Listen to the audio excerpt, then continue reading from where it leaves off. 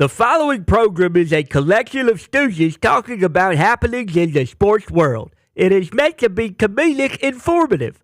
The opinions expressed on this show do not necessarily reflect the beliefs of their peers, their boss, or ESPN. There may be some cuss words because that's how humans in the real world talk. If you are young, please seek permission before watching any further. Hey. What? Let's go! This show stinks, and the fact that you listen, we are very, very thankful for it. McAfee on the line with a gorgeous assist. The all-time leading tackler for the Green Bay Packers. You pink! Damn it! Your friend tell a friend something nice could change their life.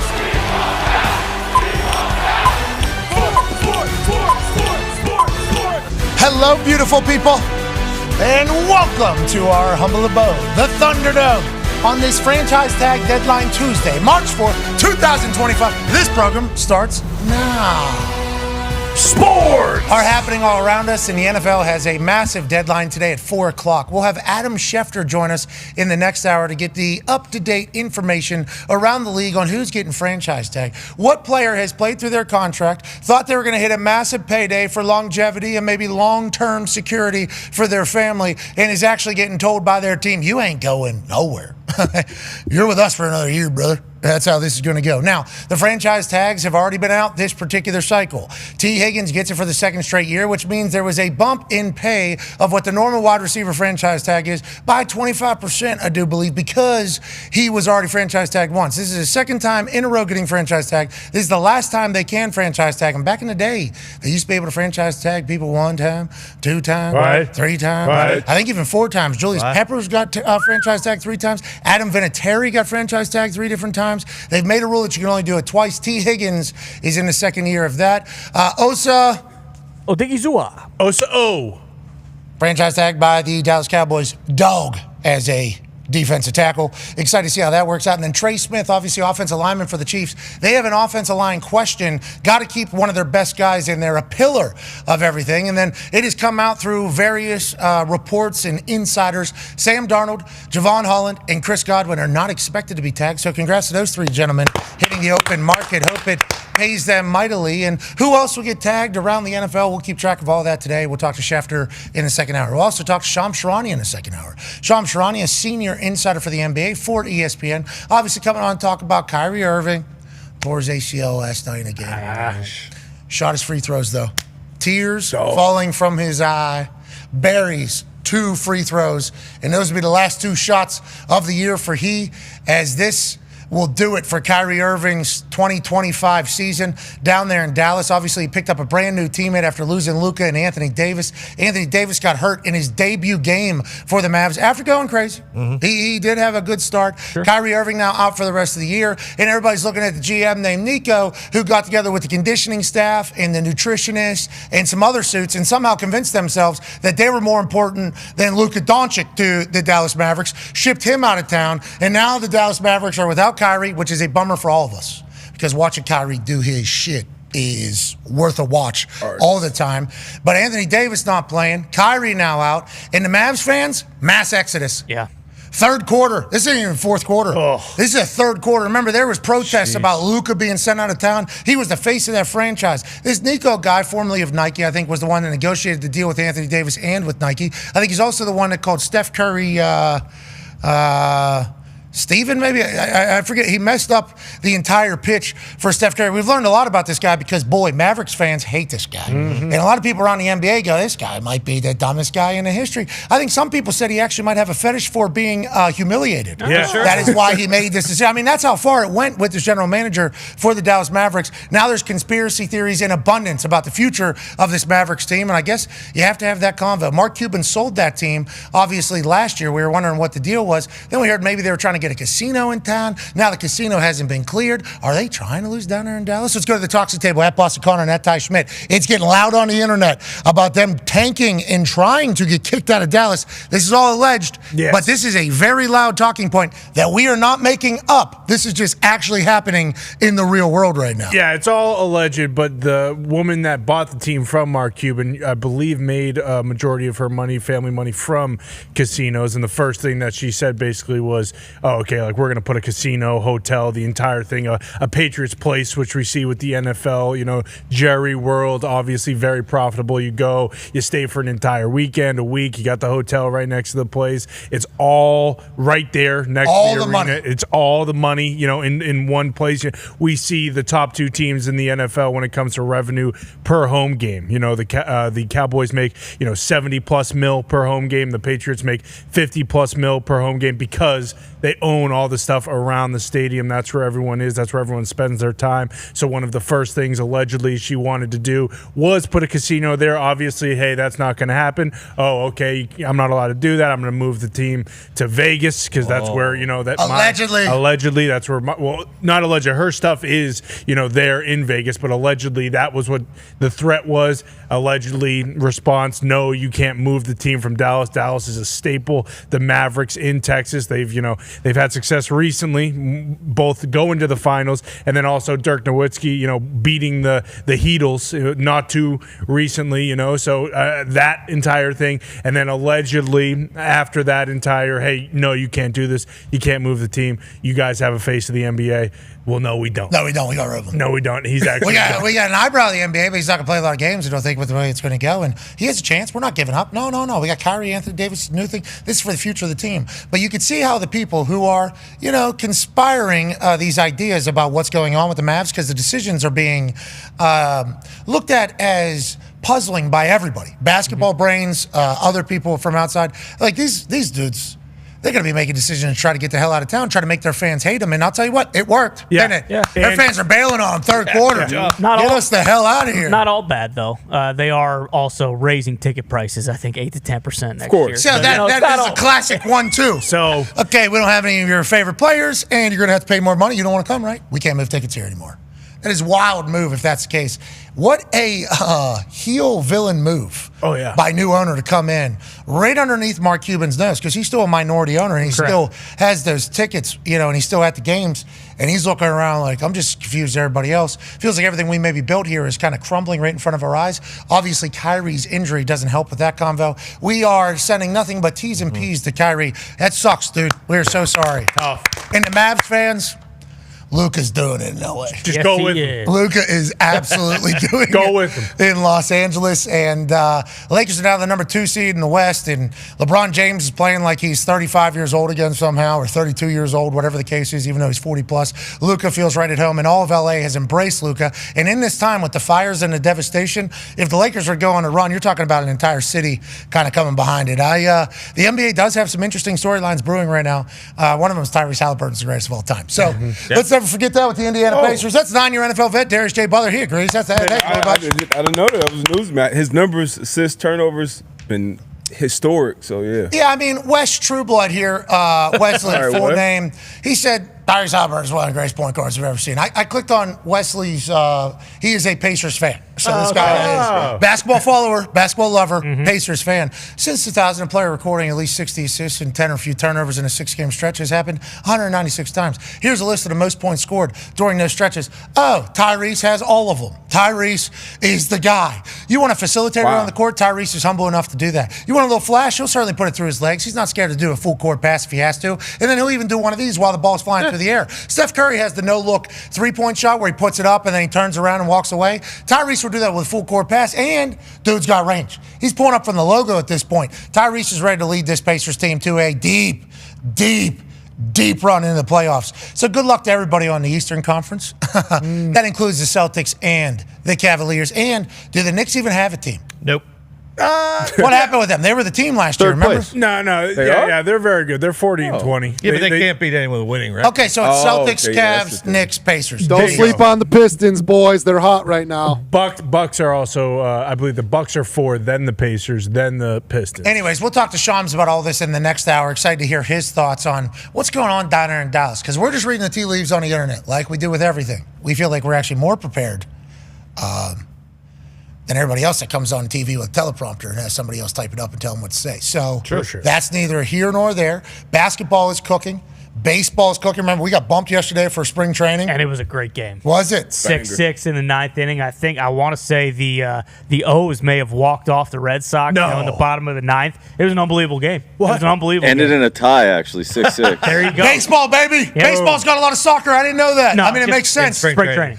NHL's happening, obviously, Stadium Series this weekend. 94,730 people packed the Horseshoe in Columbus, Ohio, to watch the Blue Jackets and the Red Wings do their thing. So we'll talk to Kirk Herbstreit, who was there with Peter and family this weekend in about 5-10 minutes or so to get his thoughts on not only that, but everything. Peter, hold it down, brother. You know what I'm impressed by, Peter? He didn't see that puck and just like, He wanted to. Yeah, like, Hotel Transylvania? Sure. Do you know this movie? No. Adam I Sandler. know it. I just haven't seen it. Adam Sandler movie. It is. I'm telling Is you. it a cartoon? That's Sandman. Is it a cartoon? It's cartoon. It's animated. He's Dracula. Sure. Obviously, he has a family. His daughter is a monster. She falls in love, marries a regular human. Regular human and her have a kid, obviously. Now Dracula is trying to make kid into watched? monster. I've watched 4 of them, brother. Hotel Transylvania 1, Hotel Transylvania 2 might be the best one. Just because it's after they're together. Like Shrek. And then 3 and 4 also very good. Adam Sandler as Dracula, just so good. Sure. I don't even know how to. I don't know how I got into talking about Hotel Transylvania strictly because I went into a trance right there. That movie might be the best movie that Adam Sandler has ever made. I've watched it 400 times. 400 times. Anyways, they get into a scene, though, where they're out in public or out in the woods because Dracula's trying to find the kids, go out and see. They're out in the real world, not in the forest that they live in with the monsters. And they have a wolf with them. Well, one of the monsters is a big bad wolf. So they have the monster. Frankenstein hangs out with them. Invisible Man hangs out with them. Wolf is one of them, big bad wolf. And the big bad wolf has to go out there and scare the shit out of somebody. And somebody throws a frisbee, and this wolf just gets distracted and sprints against frisbee, comes back in the car, has nothing for the people. Adam Sandler has a line like, "You're the big bad wolf." It is a great moment. Peter not chasing those pucks is maybe the most impressive thing that I've seen out of Peter because he could see them all night. And Peter is a very athletic, very excitable dog from what I've learned, and great pooch. This thing is strapping lad. Connor obviously has his own detail on him, but Peter was at the game. Fact. The NHL loved Peter being at the game. Herbie was at the game. We'll talk to him about that. We'll also talk to him about what's going on right now during the draft season. There's Jorge up in the front there.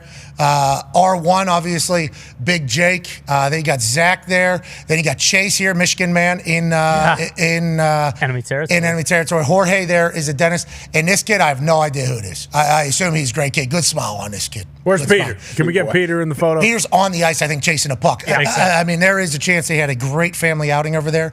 94,000 people at a hockey game is cool. Yeah. That is a very cool thing. Excited to hear his thoughts on it all. And obviously, there was a lot of Ohio State references in the game. It was a helmet. There was a Buckeye, the whole thing. I'm excited to hear what Herbie thinks. And then we'll talk about what's going on in the NFL, which leads to one half of the Hammer Dahn. Cowboys AP Tone. Tone, franchise tag deadline today, Yes, 4 it is. o'clock.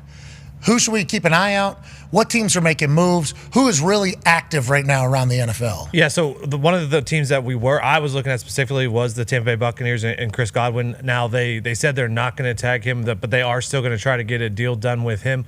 Obviously, the Chiefs have tagged their offensive line, and they're talking about potentially getting a deal done there. It's a lot of these things where is Sam Darnold going to get tagged? Because we talked about it a few weeks ago. We're like, that would make the most sense for the Vikings because you tag Sam Darnold, you get him at a good number.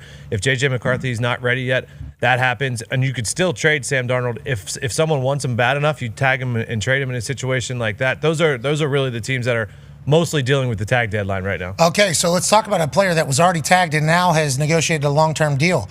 Osa Odigizua has agreed on a 4-year, $80 million deal with $58 million guaranteed, $20 million signing bonus. Congrats to Osa. Wow. I believe Osa will be joining our show in the next few days. Oh, sweet. To chit-chat about all this. We do not know him yet. We cannot wait to meet him, but we do know he's a wealthy man. Congrats to Osa. Obviously, you can Google everything about him. This guy, as a D lineman for the Dallas Cowboys, has been a game wrecker. Doesn't get a lot of conversation about him because Micah Parsons is obviously over there. Dallas Cowboys crumble down the stretch. They don't play good. Dak Prescott gets a lot of chatter. Jerry Jones gets a lot of conversation. What the hell's going on in that building? What are the Cowboys? And then obviously the Commanders have had this incredible year. The Philadelphia Eagles are Super Bowl champs. So whenever we talk about the Dallas Cowboys, there's a lot of negative. There's not a lot of shit to get to. This Osa fella never chatted about. Obviously, the Dallas Cowboys appreciate his contributions to the Cowboys. $80 million deal for Osa. What a game wrecker, D-Bud. This is how the free agency bag started off a couple years ago. Started with a bunch of interior guys, interior offensive linemen, interior defensive linemen. You got to be able to stop the run and run the ball. So taking care of one of your guys before the market even starts. Like to see it in Dallas. Yeah, and that can happen with T. Higgins. T. Higgins can also get traded. Anybody that gets franchise tagged today is still very much wide open. This is not a final 4 o'clock today. The 4 o'clock deadline is on the teams to decide whether or not they want to have control over the next year of said player. Now, that money's guaranteed, so you have to put that money up in the franchise tag, and obviously you have to account for it. Some teams have numerous guys. Like, there's a lot of players on some teams that are ready to leave, ready to go. Yeah. There's some teams right now that are dealing with a lot of players wanting to be traded. There's some teams right now that are looking to trade players because they have to pay some players. That leads to the San Francisco 49ers. They traded Debo to the Washington Commanders. I think everybody loves that. We'll talk to Dan Orlovsky in the third hour today. I heard him chatting about how much he loves this move for the Commanders and for Debo. But they're like, Ayuk is potentially available. We're in a very busy time in the NFL right now. Yeah, and it's awesome just with all the fodder around it. Like, I remember when the offseason started and Tone wrote on his whiteboard, like, the offseason is the best because there's so many possibilities. Like, T. Higgins getting tagged at first, of course, devastated Patriots fan, want T. Higgins more than anybody in free agency right now. But then I decided, you know what? I'm only going to listen to what Adam Schefter said. And Adam Schefter said last week, hey, this is going to happen with T. Higgins getting franchise tagged, and then teams can come get him. So as a Patriots fan, still very, very excited. But it's just sweet now that we can start playing, like, the place game. Like, especially with Sam Darnold. Sam Darnold going to be the QB of the future for the Raiders, and is Tom Brady going to get in Sam Darnold's pocket and basically tell him exactly where to throw the ball every single game day with those cool meetings he would do on Saturdays with Bill Belichick? Is he going to now do that with Sam Darnold? Like, the possibilities are endless. It really does feel like the NFL is still all the way at the forefront of talking. You bring up Sam Darnold. He's a massive piece of the conversation. It's almost like the Darnold domino now is the next one that is going to fall in the quarterback conversation. Now, allegedly, that has been reported that the Giants are in on Aaron Rodgers. Are they also in on Sam Darnold? Is Sam Darnold open to going back to the Minnesota Vikings because how great they were all season until the final 2 games? Now, will he take a shorter, kind of deal or a big-time money deal somewhere else? I mean, there is a lot of convo around Sam Darnold right now because we're chit-chatting about him potentially getting $50 million a year last year with how he was playing. And he earned it. We love when guys have good years, on contract years. He came in to kind of be that bridge quarterback for JJ and play out of his mind. We're in draft season now, combine season, and when Sam Darnold was coming out, he was kind of like the belle of the ball when it came to draft. A lot of people thought he was going to be the number 1 pick in that draft. Ended up going number 3. Didn't start off how he wanted it to, and then you get with KOC, you get in this offense, you get the guy we had on yesterday, Justin Jefferson, and we kind of saw the best of what we can expect from this guy. Still in the prime of his career, very, very young, and I think he will enter that $50 million club, along with another guy we were talking about when the Debo Samuel deal went through. Here's the guys who's making 50-plus right now in the NFL, and I would expect Sam Darnold to get up in that bunch if he can get like a nice 3-year deal with after what he's done. And then Brock Purdy out in San Fran. We definitely expect him to crack this list. You talk about getting rid of Debo Samuel. Obviously, you're expecting that's going to be open up some money on the books for San Fran, for Brock to probably get in that maybe $55 million range up there between Jordan Love and Trevor Lawrence. You look at this graphic, and the number one conversation that has been around this number and how this percentage of a salary cap to one position has been you can't win a Super Bowl like that. Jalen Hurts. Jalen Hurts did it. How about it? Howie and the Philadelphia Eagles were able to figure out how to give a large percentage, in proportion to every other position, of the salary cap to a quarterback and still build the best roster in football. So just do what he does. Why don't everybody just do what Howie does?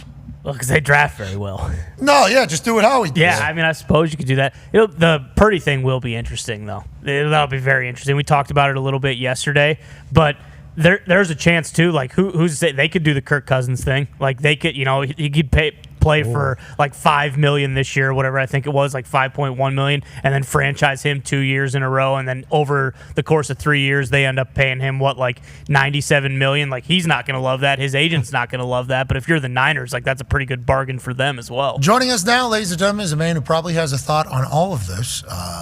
He's got a big old brain, doesn't he? Mm-hmm. Huge. He's got those baby blue eyes. Oh man, he's got skin like an armadillo. Because he gets attacked a lot. Mm-hmm. Needs it. Welcome to the club, brother. I've been canceled 3 times since coming back. Last week, Wednesday. Isn't that crazy? Not even full week. Back in the Thunderdome, baby. Hey, welcome back. I was having a time of my life on vacation, so this ain't bad, I'm a guy that loves working, loves being active. Start thinking about other things. Big night out. Date will be released in the coming days. Okay.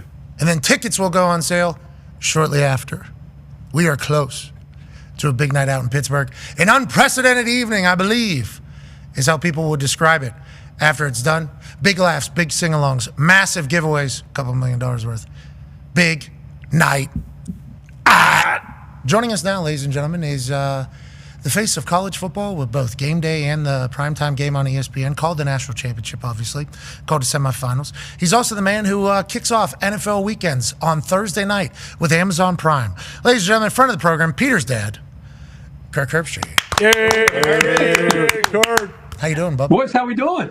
Dude, life is good, man. How about you? Life good? What are you getting? What are they coming after you for now? After your vacation? Well, we alluded. Yeah. Yeah. We alluded to the number one story in the world that I think a lot of these suits had no idea existed because they don't do research all day, all night on the internet. So then they try to kill us. Never said a name, said allegedly. Even showed empathy because that is an incredibly sad, sad situation, but very real situation that was happening in the world in which we live. And then obviously Canada boos our national anthem like I do. What I got to do, and then all of a sudden that seems to be a fireable offense. Take this guy off all microphones because he's proud to be an American. Yeah, so, it's a good time. Fireable. Get him off there. This guy's going to put us into a permanent political problem. Shut up, dude. Like this guy. This guy's the worst. Anyways, nonetheless, it's great to be back. Love that we get to do this for a living. Feels like we get treated the same as everybody else that has a microphone and talks about sports. It is an honor to do it. With that being said, draft season, combine season, franchise tag season. What's the big conversation? Sam Darnold, let's start there. Obviously, you get a chance to watch him both through college. You watch his NFL career go the way it goes. You watch last year. How it ends is a bummer because everybody was waiting for that to happen with Sam Darnold, seemingly. Even though their team was 14-2, had a chance to be the number 1 seed in the NFC, had an offense that was dynamic all damn year. His last 2 games, he doesn't play his best football. The Vikings don't play their best ball, and everybody says that's who Sam Darnold is. We go from him making $50 million a year in this world to what's this going to look like for Sam? What are your thoughts on Sam Darnold, and what do you think about the rest of the quarterback market, Herbie? Well, I think it starts with JJ. If JJ McCarthy's not there, then I think this is a totally different discussion. And I think when you have a year the way he enjoyed last year with KOC, who has an offensive system that's very quarterback friendly, he was able to flourish. Not to mention, obviously, the ability that was around him. But I think you talk to KOC, who to me is one of the great guys to talk to when it just comes to just talking ball with him. I mean, how much does he love JJ McCarthy after the year that Sam just had? In a time right now where, let's face it, if you don't have the guy, you have no shot at the postseason. He's got a guy, but I think it sounds like, based on if you're reading the tea leaves, that they're going to go back to J.J. McCarthy because they had such big visions of what he could become.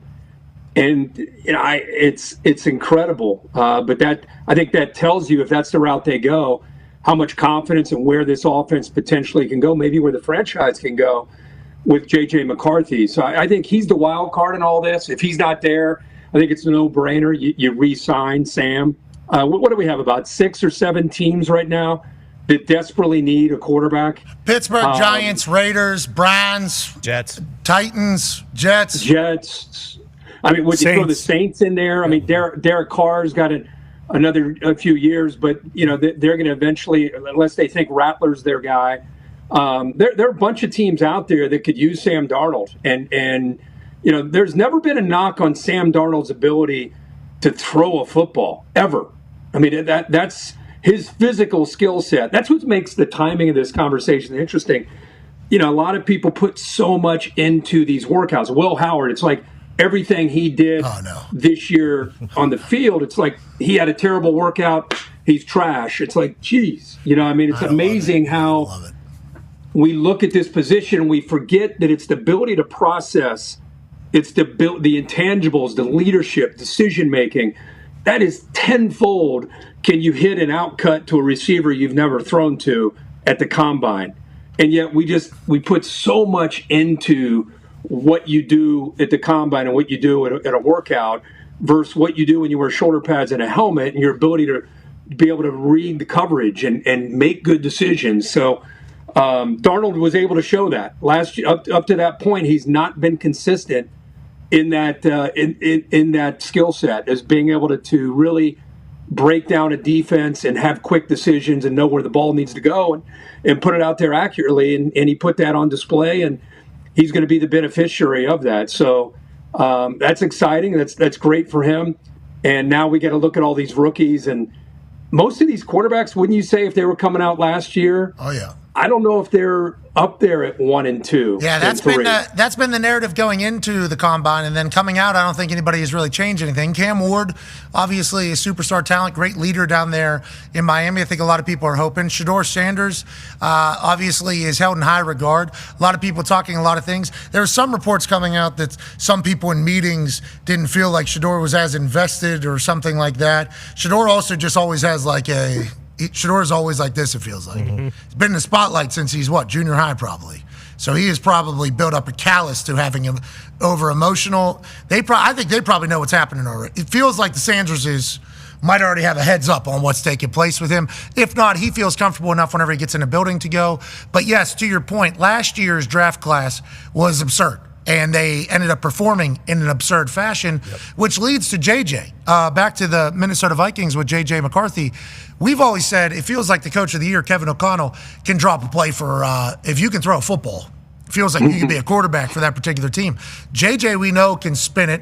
We know JJ is an incredible leader. We know JJ is beloved by his teammates.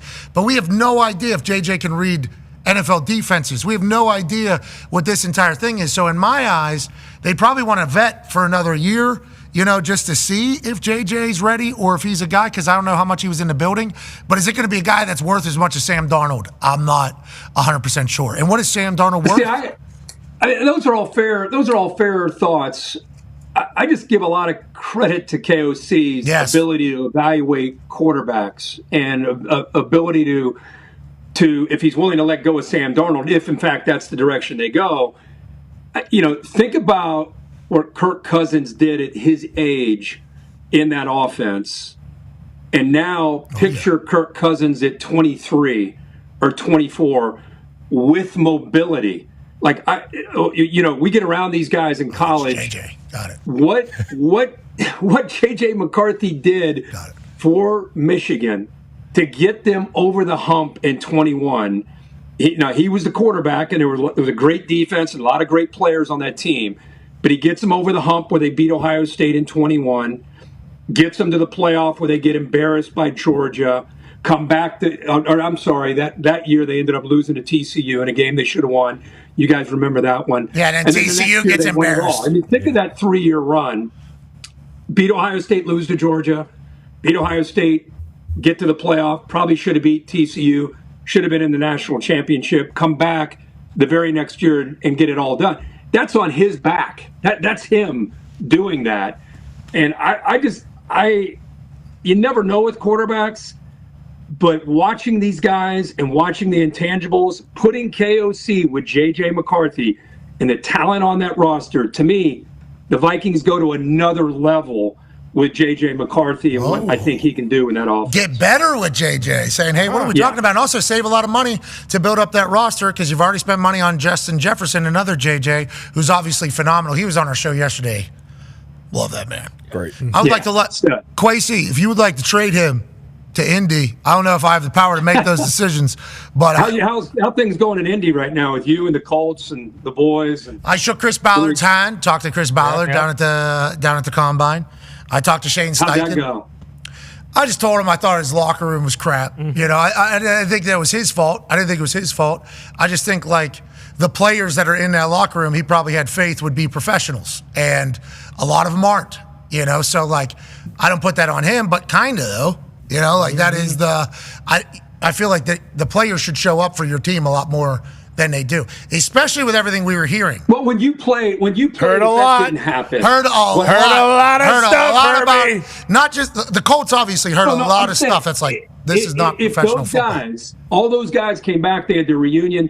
If that type of guy, if they witnessed what was happening allegedly in this locker room that you're saying, yeah, how would that be handled? Would that be handled by Tony? Would that be handled by the players? No, yeah, that's players. That is like a lot of this shit is locker room stuff. Like anytime you hear coaches go like the team needs to be led by the locker room, like the locker room needs to lead it. It's because like the coach can say something obviously, but if the coach can't reach the person in the first meeting, like here's the expectations, it's like the players have to hold each other accountable. Is my thoughts, which is why I said the way I said the things I was saying about the Colts is like, hey, this is on your locker room that this stuff is happening. Like, and I don't know if they took that. You're probably getting a phone call from the Indianapolis Colts locker room right now. Don't listen to him. Don't listen to him. Yeah, he's lying. But it's like the things we've heard, it's like it feels like there has to be some sort of leadership in that locker room going, hey, that ain't how we roll around here. And that's how it would have been. Like when I got in trouble, obviously everybody was happy that I was okay. But immediately I got a bunch of texts from all the OGs that are like, hey, you're blowing it, brother. Like this is your life. This is like everything, but also this is not how we operate over here. Like you need to clean your shit up. You know, like it was like a stern talking to almost. But isn't that the case in team sports? Like the elite teams have what you're describing. Yes. Exactly.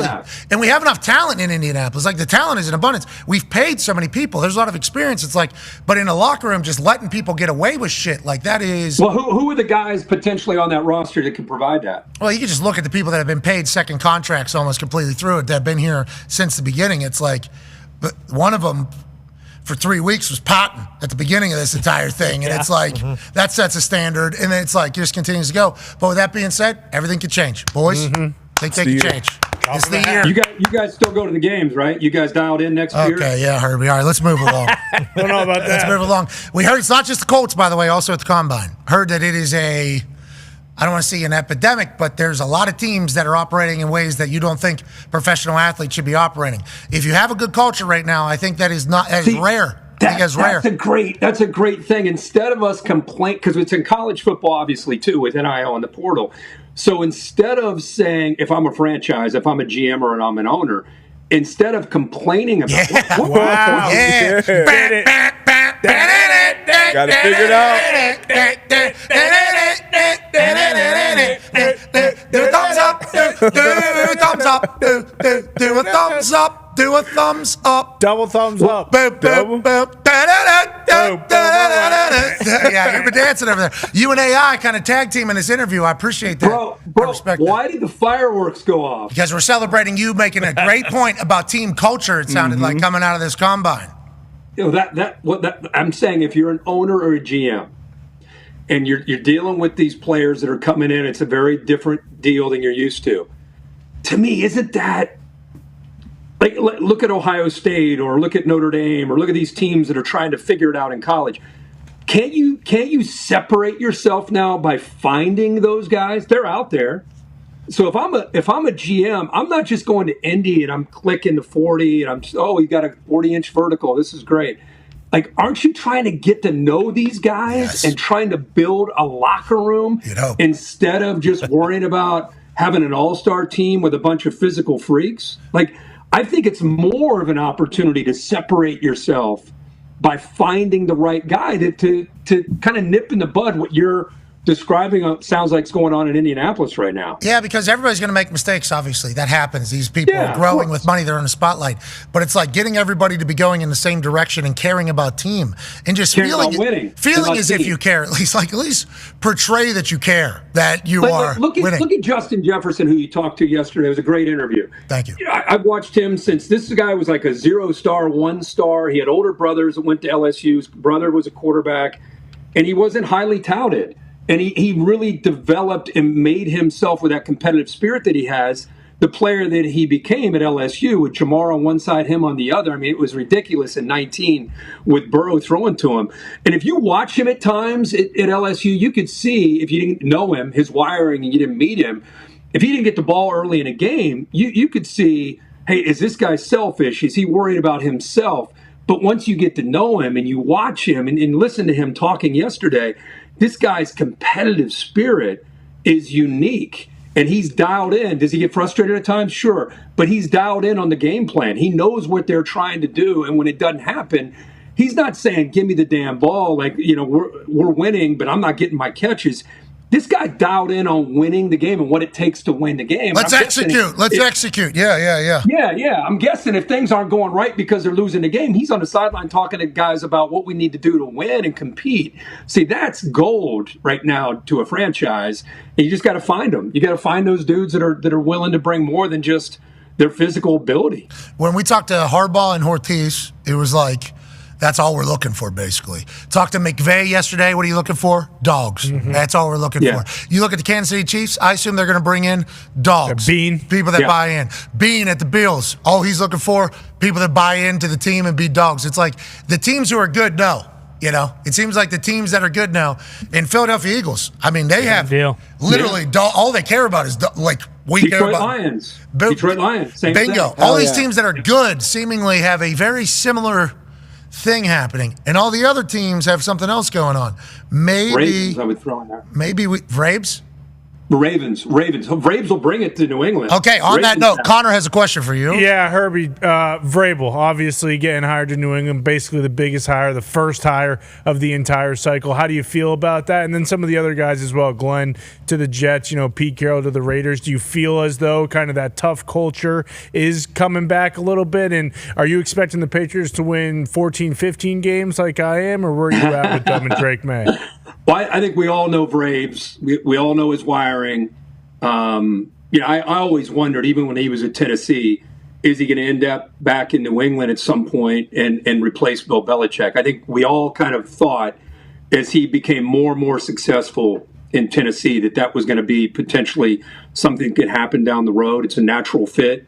I'm sure, I haven't spoken to him lately, but I bet you, like any of us, because of the experience that he had in Tennessee, the way it went down, he had a chance to kind of regroup in Cleveland, kind of on the back burner, and a chance to really grow and continue to become a guy that can relate to what we're talking about. If anybody understands what we're talking about, it's Mike Vrabel. I mean, Vrabel's got it as a player.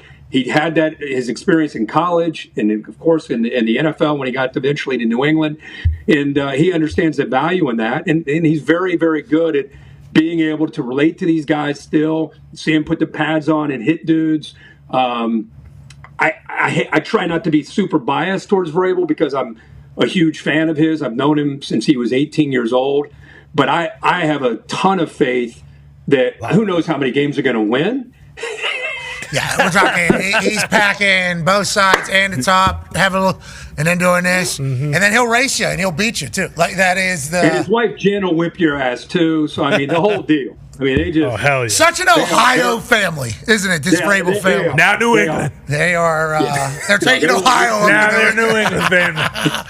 I'm excited to watch Raves up there. He was already, making the rounds. He did. There was a reading day, a national reading day. He went to a local school and was reading. Big applause, handshake. Obviously, he loves the community. He's probably done a lot with that community in the past. Yep. Remember, whenever he went into the Ring of Honor, the Hall of Fame, or whatever it is, he said, "Do not take this for granted. How special all they say is." That was basically, allegedly, the.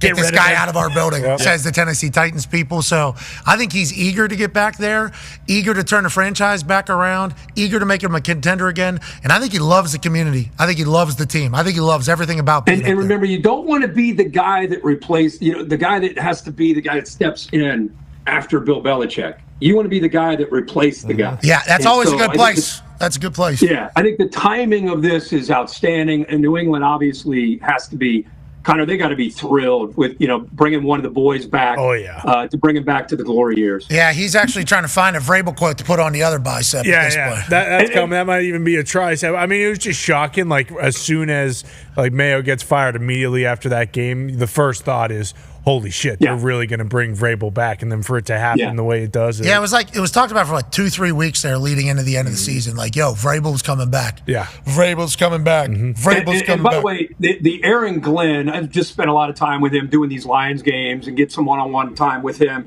And then hearing the story about how hey, I'm a former player. Like a lot of these guys now, they're former players. They want to step in and be like Deion or like Eddie George. They want to become the head coach. Aaron Glenn intentionally went basically to the bottom and worked himself all the way up and learned every aspect of the franchise to one day become a qualified, in his mind, a qualified head coach. I just really respect phenomenal player. Maybe could have had, hey, you know who I am? I'm a Pro Bowler, right? Let me start as a secondary coach. But he kind of worked his way up, paid his dues, was a big part of that Detroit ability to turn that franchise around, witnessed it. I'm excited to see what he can do. I mean, he's going to a black hole as far as trying to win. Cursed. Yeah, that's where that was my next question. That was my next question. So you think the Jets organization can win, is what it sounds like. If everything you're saying with Aaron Glenn, everything he did in Detroit, it's like, okay, so wearing that jersey, if they you let can him win. If you let him bring in what he learned, and the ownership is hands off, and you're just going to let this guy do his thing with the new front office, then I think they can. Well, I do wonder what Brick's going to learn from Aaron Glenn. Because you talk about like just getting a chance to teach him, experience everything. Yeah. Well, you're talking about Brick learn or teach up AG on what it's like to be a Jet. Aaron, final level, get your masters from Brick. I understand that Brick could probably share some information with Aaron Glenn, the new head coach. Brick Johnson's who we're talking about, Woody Johnson's son, who gave out game balls after the game. New York Times reported that. Not us. We're just telling you what was being said. We have not got that confirmed from asking in the locker room, strictly because we don't want to have the embarrassment of your organization to get the actual story of it. So, with that being said, Woody has allegedly come out and said, I have to learn to be a better owner as well. Brick wasn't around the locker room, I guess, the last few weeks. Crazy. So maybe the Jets are making a turn. Good luck to the Jets. Good luck to the Jets. Good luck to them. Because we're riding with you. And the last one is Petey Carroll coming back. How great is that? I mean, that's wonderful. Honestly, he got kicked out of Seattle, Herbie. He got kicked out. He said he went in there and fought for his job. Remember, he said like 4 hours or something. I competed for my job. Yeah, but maybe it's so hard to sustain. When I don't know how many years. How many years was he there? 10, 12? I can't remember. How 14. many years. Yeah, like 15 maybe. But you get to that 10-year mark. It's really hard to keep it going. So maybe Seattle just felt no matter how much they loved him, they needed to start fresh. I'm just glad to see. I thought maybe that was it for him. I'm glad to see he still has that fire. He's coming back, hires Chip Kelly as the OC. We all know about Max and what he brings on the defensive side. This is I think a franchise all of us want to kind of see get back to being the kind of franchise that they can be, and hopefully Pete Carroll can do it. Big problem is obviously who's going to end up being a quarterback. Yeah, Tom Brady at ownership, and obviously Tom Brady very hands-on from what we're hearing. Tom Brady is very active. We're talking about everyday phone calls, long conversations. But would you expect anything less? No. I mean, if he's going to put his money up there. So I did expect less, actually, because like minority owners in the NFL, you don't really hear much from. Minority owners in the NFL, you only hear about whenever they become majority owners in other places. And the reason why a lot of people become minority owners in teams is to prove to the NFL that you're willing to get into their league. We understand what it is. And then hopefully you get an opportunity to become a majority owner somewhere else. Tepper was with the Steelers, Harris was somewhere. Like there is a lot of this that takes place. So you very rarely hear about minority owners getting their hands in the weeds. He won 7 rings. I mean, bring him in. I agree. See, AI agrees. AI does agree. But I don't think I expected it because nobody's ever done it. But then once you hear like, hey, Tom Brady's the one doing the interviews, it's like, that makes sense. Like if you have the capability for Tom Brady to do the interviews, you should do that. Hey, Tom Brady is like day to day keeping up on everything. It's like, that makes sense if you have Tom Brady doing all those things. So if you have a quarterback, you would assume Tom Brady will help in the entire process.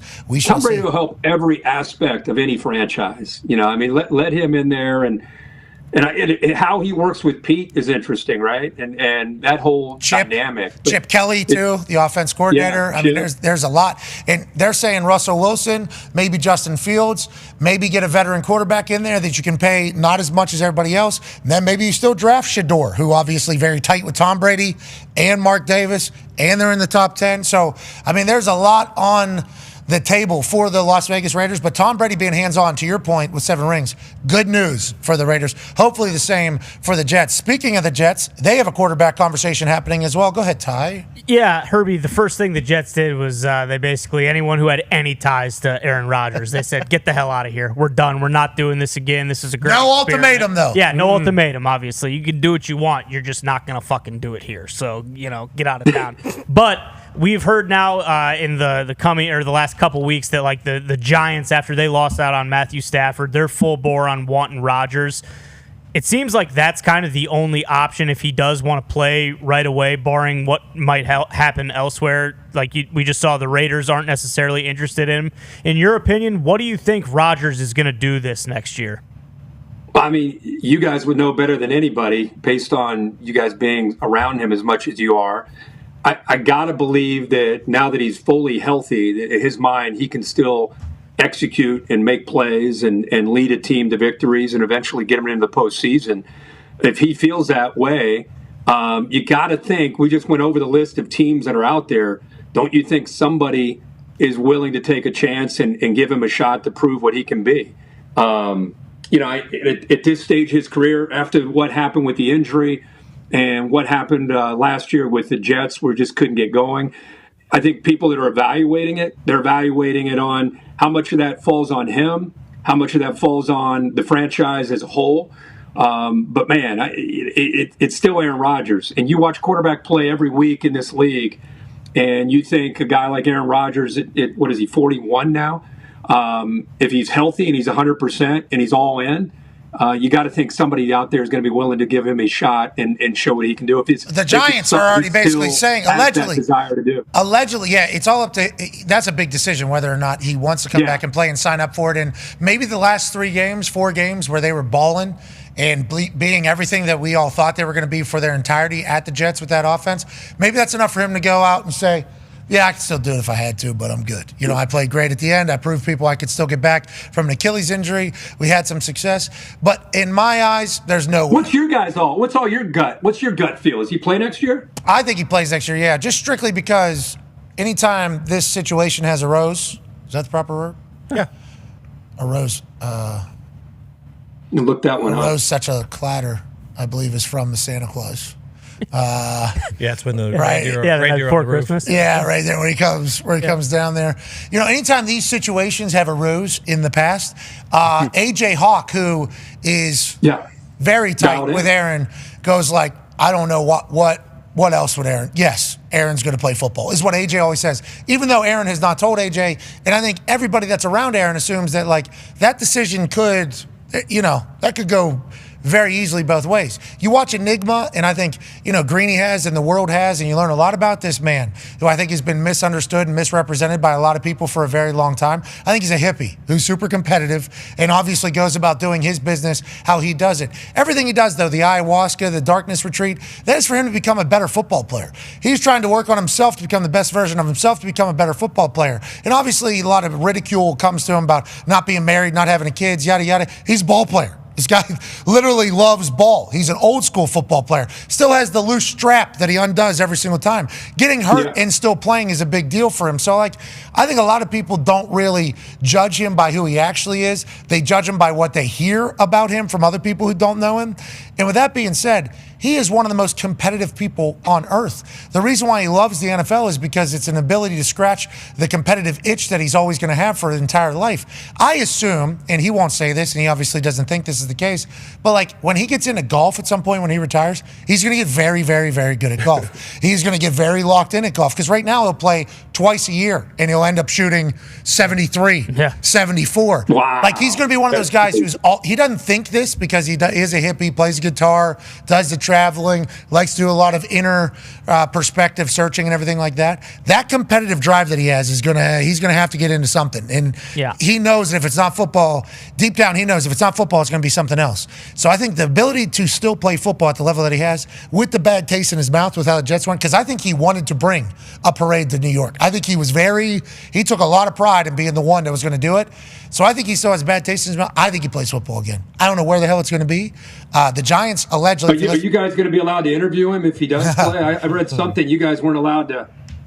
That was part of the deal. What do you got there for me? There's a little ultimatum allegedly from Scooptown that there was an ultimatum made to him that if he wanted to come back and play for the Jets, he was going to have to stop doing our show. And once again, it never ends. It just never ends. And then the GM comes out, yeah, that's bullshit. We're moving on regardless. It wasn't like he said we're not doing a show. So who knows? We're cool with whatever.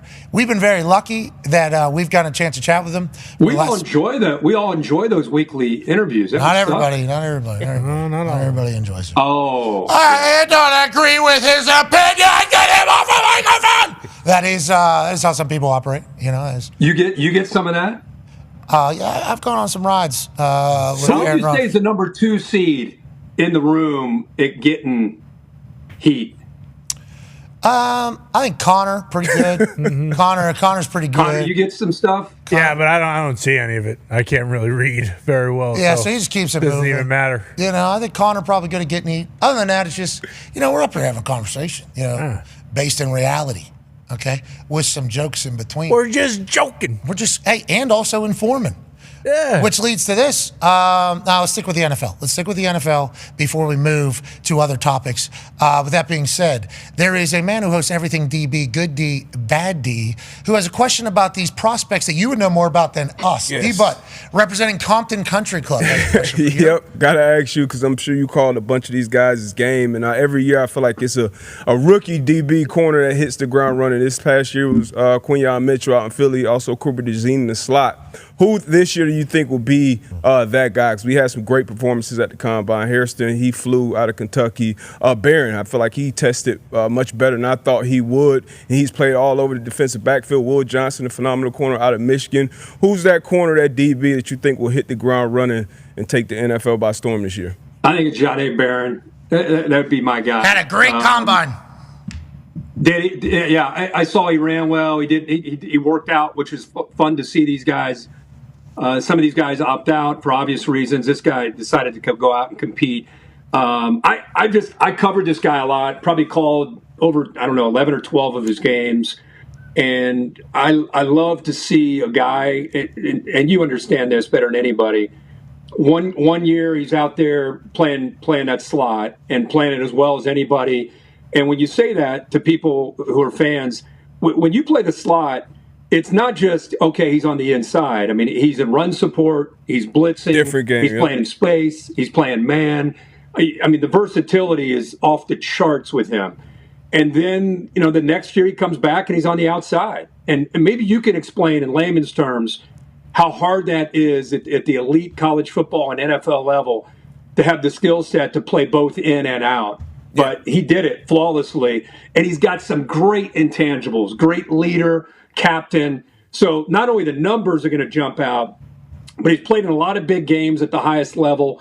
And like I said, the versatility is what makes me think he's got a shot to really step in year one in the NFL and be turnkey. Yeah, that's really, really, really tough to do, to go from that inside and go outside. And he didn't just go out there and excel. He won the Thorpe Award this year. But yeah, so on the outside, you have that sideline kind of as your friend, but outside of that, you're pretty much one-on-one in an island if you're in any type of man-to-man situation.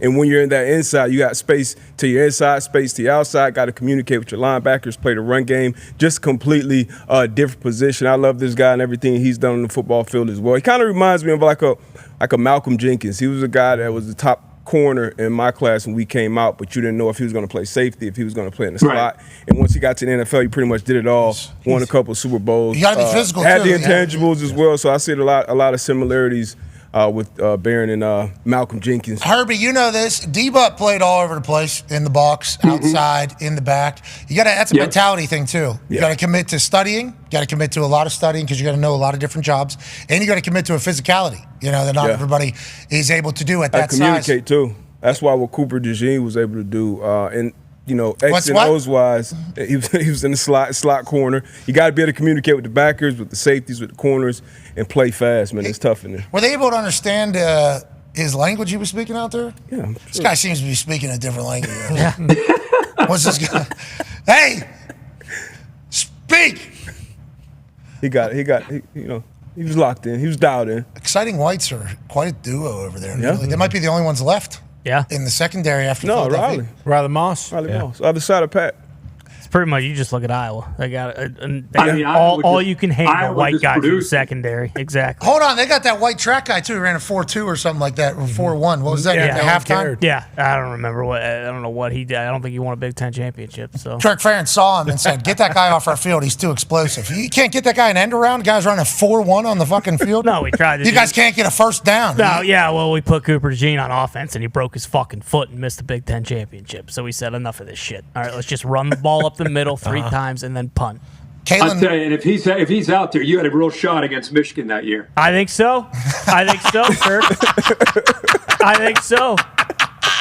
This guy's now the father of Michigan, man. Never forget it. Yeah, you I start know. showing some respect. Last question here before our heart out from AP Tone. Yeah, Herbie, 6 quarterbacks were drafted in the first round last year. I believe we know for sure 2 are going to be this year. The question is there going to be a third? Do you have a third guy that you like the most? I mean, Jackson Dart threw well at the Combine. Quinn threw well at the Combine. Brady Cook threw well. Tyler Shuck threw well at the Combine. Will did better. He got better. Is there a guy you like third? What are you talking about? Well, he started. He didn't know those guys. Well, yeah, neither did the other guys. But Herbie? Well, they're used to throwing the 4.9s. Okay? Jeez Louise. I would probably give Jackson Dart the nod. He started his career at USC before he transferred over to Ole Miss. Whoa. I think he's got a presence. He's got an offense that I think that's the thing I really want to see with him is the ability to be able to show what he can do when it comes to what we talked about earlier with J.J. McCarthy. Not just throwing the ball around, but being able to go to that next level with how sophisticated these NFL offenses are, being able to read coverage, being able to get the ball out, whether you're under center, whether you're in gun. And I think, he obviously helped himself with what he did in this past week. But I think his game film, like to be able to go up into the first round, they're going to really study every aspect of his game when it comes to can he be that franchise guy. And I think, one thing about Ole Miss. Dude, I didn't know he could scoot like that. I didn't know Jackson had scoot. Dude, he's an athlete. He really, he can go. He'll surprise you. Tyler Shuck's the other one that a lot of people are fired up about. And he's another guy who's sneaky athletic ability because of his size. You wouldn't think that, but he started at Oregon, had tremendous ability to create that Joe Moorhead offense. He's another guy that I think will get up there and be evaluated. Mm-hmm. And Jeff Brom, we know what he can do with quarterbacks, so it only benefited him from being at Louisville and throwing it around over there. Okay, before we get out of here, about 30 seconds, how awesome was that Stadium Series game for your Columbus Blue Jackets versus the Detroit Red Wings in front of 94,730 people and one dog?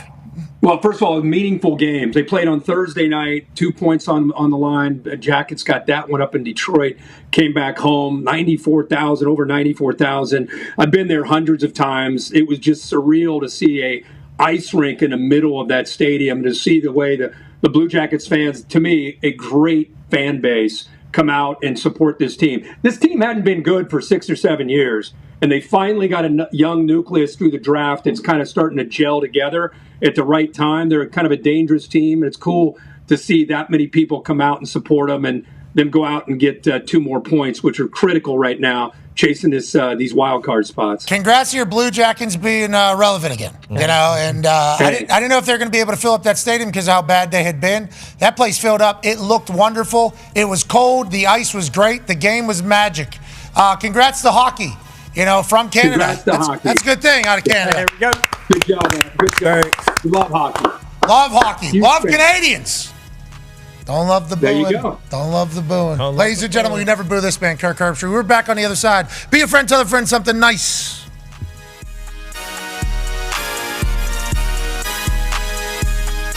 Without further ado, ladies and gentlemen, the commissioner of the NFL. Don't listen to them. Roger, good. Shut your mouth. I appreciate you. Thank you so much for joining us. You're our commissioner. Don't worry about these bums. From us to you, we'd like to give you a gift that we know you're a big fan of. Ladies and gentlemen, some peanut M&Ms for our commission. This is just why we're on set? Yep, you can take these with you. You can take them home. I might just I got a gift for you. What? Oh. You ready? Yeah, I like that. With the 222nd pick in the 2009 NFL Draft. Oh, yeah. The Indianapolis Colts select Pat McAfee. Hunter, West Virginia. Hell yeah! Come on there, baby. Good pick! Good pick! I'll pick him up. Thank you, Raj. I'm not going to pick you up because you got that That's back. all right. Yeah. I got it. There's your card, baby. That's real. That's awesome. I've been keeping that for, 15 years? You had it in your back pocket this whole time. This is cool. Thank you for this. So whenever we say that you have to answer to 31 billionaires, how accurate is that? 32. Well, you're not counting Green Bay? Yeah. Okay. Because Doesn't count. Big Pop. There's a Green Bay Packers. I didn't know he did.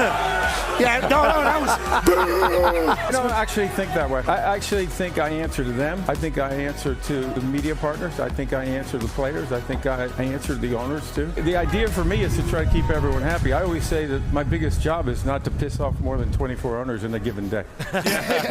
How did you know the draft would be awesome if you traveled it, and did you see this happening? I'd be kidding you if I thought it was going to be as big as it is. We felt like we could be bigger than we were in Radio City. But what happened is Radio City actually put a holiday show in and said, you can't have the draft until June.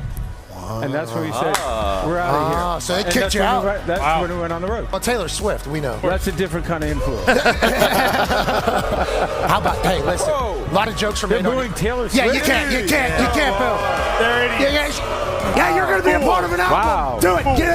Get a little louder. She is going to cook you. A lot of the internet was saying Roger Goodell was sitting at home through the moon about this. Well, they thought it was part of the script. Yes, then he went on to it. There it is. Is there a thought of adding another one, maybe adding another bye week, or are we good at 17 right now? Well, I think we're good at 17 now, but listen, we're looking at how we continue. I'm not a fan of the preseason. I don't think we need preseason. Waste of time, right? And energy. I don't buy it, and I don't think these guys like it either. Well, they have to spend full price for the tickets for those games. No, they're actually discounted now. So Thank you for doing that. I'd rather replace a preseason game with a regular season any day. That's just picking quality, right? If we got to 18-2, that's not an unreasonable thing. The other thing it does, which I thought you were going to, is that ends up on President's Day weekend, which is a 3-day weekend, which makes a Sunday night, and then you have Monday off. So that's wow. Now we're cooking. See, The following program is a collection of stooges talking about happenings in the sports world. It is meant to be comedic informative. The opinions expressed on this show do not necessarily reflect the beliefs of their peers, their boss, or ESPN. There may be some cuss words because that's how humans in the real world talk. If you are young, please seek permission before watching any further. Hey, Why? let's go! This show stinks, and the fact that you listen, we are very, very thankful for. McAfee on the line with a gorgeous assist. The all-time leading tackler for the Green Bay Packers. You pick! Damn it! Be a friend, tell a friend something nice could change their life.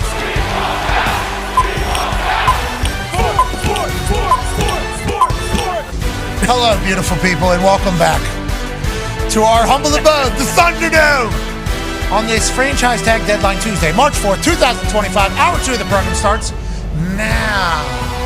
Sports are fantastic, and we're lucky to talk about them every single day. We can't thank you enough for allowing us to do this for a living. Currently on ESPN2, ESPN Plus, Disney Plus, TikTok Live, and YouTube. It is a dream come true to be able to do this every single day. A lot of great things get said about me and our program on a regular basis, and those are fun to read as well.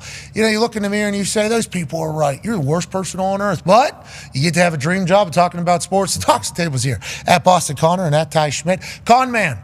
Franchise tag deadline today, 4 o'clock. This is going to clear the waters a little bit for free agency season, where it is going to be a buzzsaw. Yeah, massive day. And obviously free agency officially starts in 8 days next Wednesday, but really it starts in 6 days on Monday. Yes! Some of the names on there are very interesting. We were just talking about this list will basically set the draft. You know, we've been talking about the combine and everything, but the guys on this list will really kind of tell you what teams, especially at the top, are going to be aiming for. I know for New England, you know, a couple wide receivers up there will depend on who they want to get. We were also just mentioning some of these quarterbacks, and although I don't see him up there, I believe he might be more of a trade candidate. A guy like Dan Jones coming to Indianapolis, that would be something that I got my eye on when it comes to next week. Yeah, just because because it feels as though Dan Jones would thrive in a Steichen-led offense. It feels like that would be a huge competition between DJ and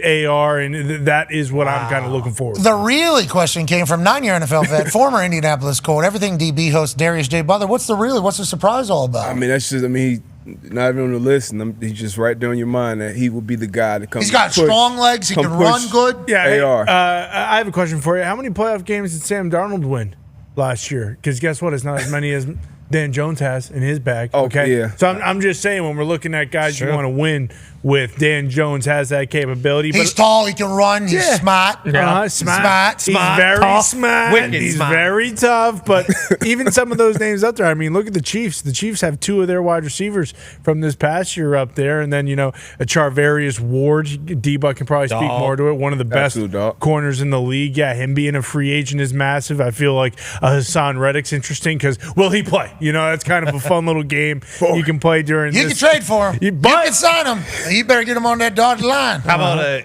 guy who came, third for Defensive Player of the Year? Zach Bond? Yeah. Eagles going to let him get to the free agency? That's one half of the hammer. Dahn. Cowboys, AP Tone.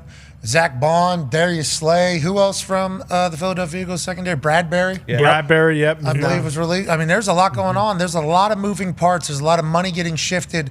Who will be the odd man out of rosters, and who will sign these guys and change everything they have and maybe go on and reach the climax of Lombardi Mountain. Who's going to make a signing that's going to change a culture, change a franchise, change a city this offseason? It could be your team. And your team could also bring in a cancer that ruins your team. That's right. True. Your team could waste too much money on a player and end up going to absolute trash. But on the flip side, you get a great deal and a prove-it deal. And somebody comes in and really takes ownership of your team, puts the team on their back, and changes everything in the locker room. Maybe Dan Jones to the Colts is the right guy. Maybe Dan Jones comes in and goes, boys, out the Giants, it was terrible. I was at the Vikings, it was good. Let me tell you how things got to go. This is how you got to operate. Yeah. You got to be on time. You got to show up to things. Okay? That's part of being a professional football player. Because how you do anything is how you do everything. And how you guys have been doing a lot of things is not how any of us want to do anything.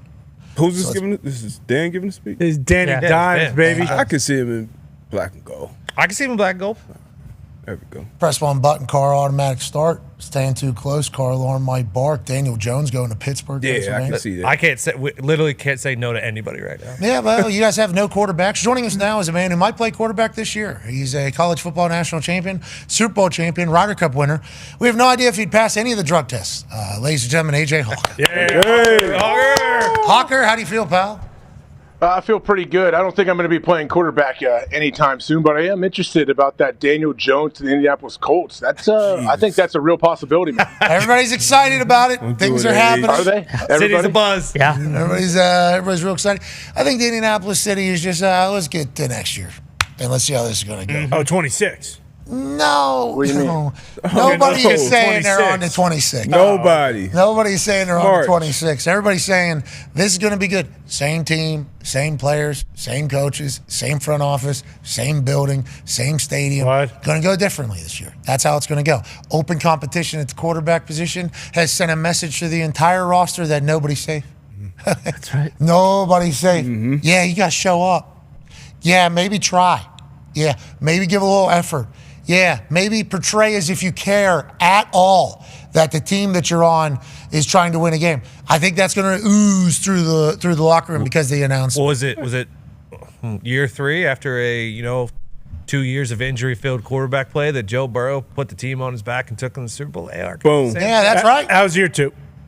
Whatever the case, sometimes there's a lot of trends. An extra year. Remember, Peyton Manning threw all those interceptions. That's right. Give them a little bit. Pretty good. They are. Just in town. The Legends were just in town. What? A couple weeks ago. Q&A last Monday. Yeah, they reset the ore.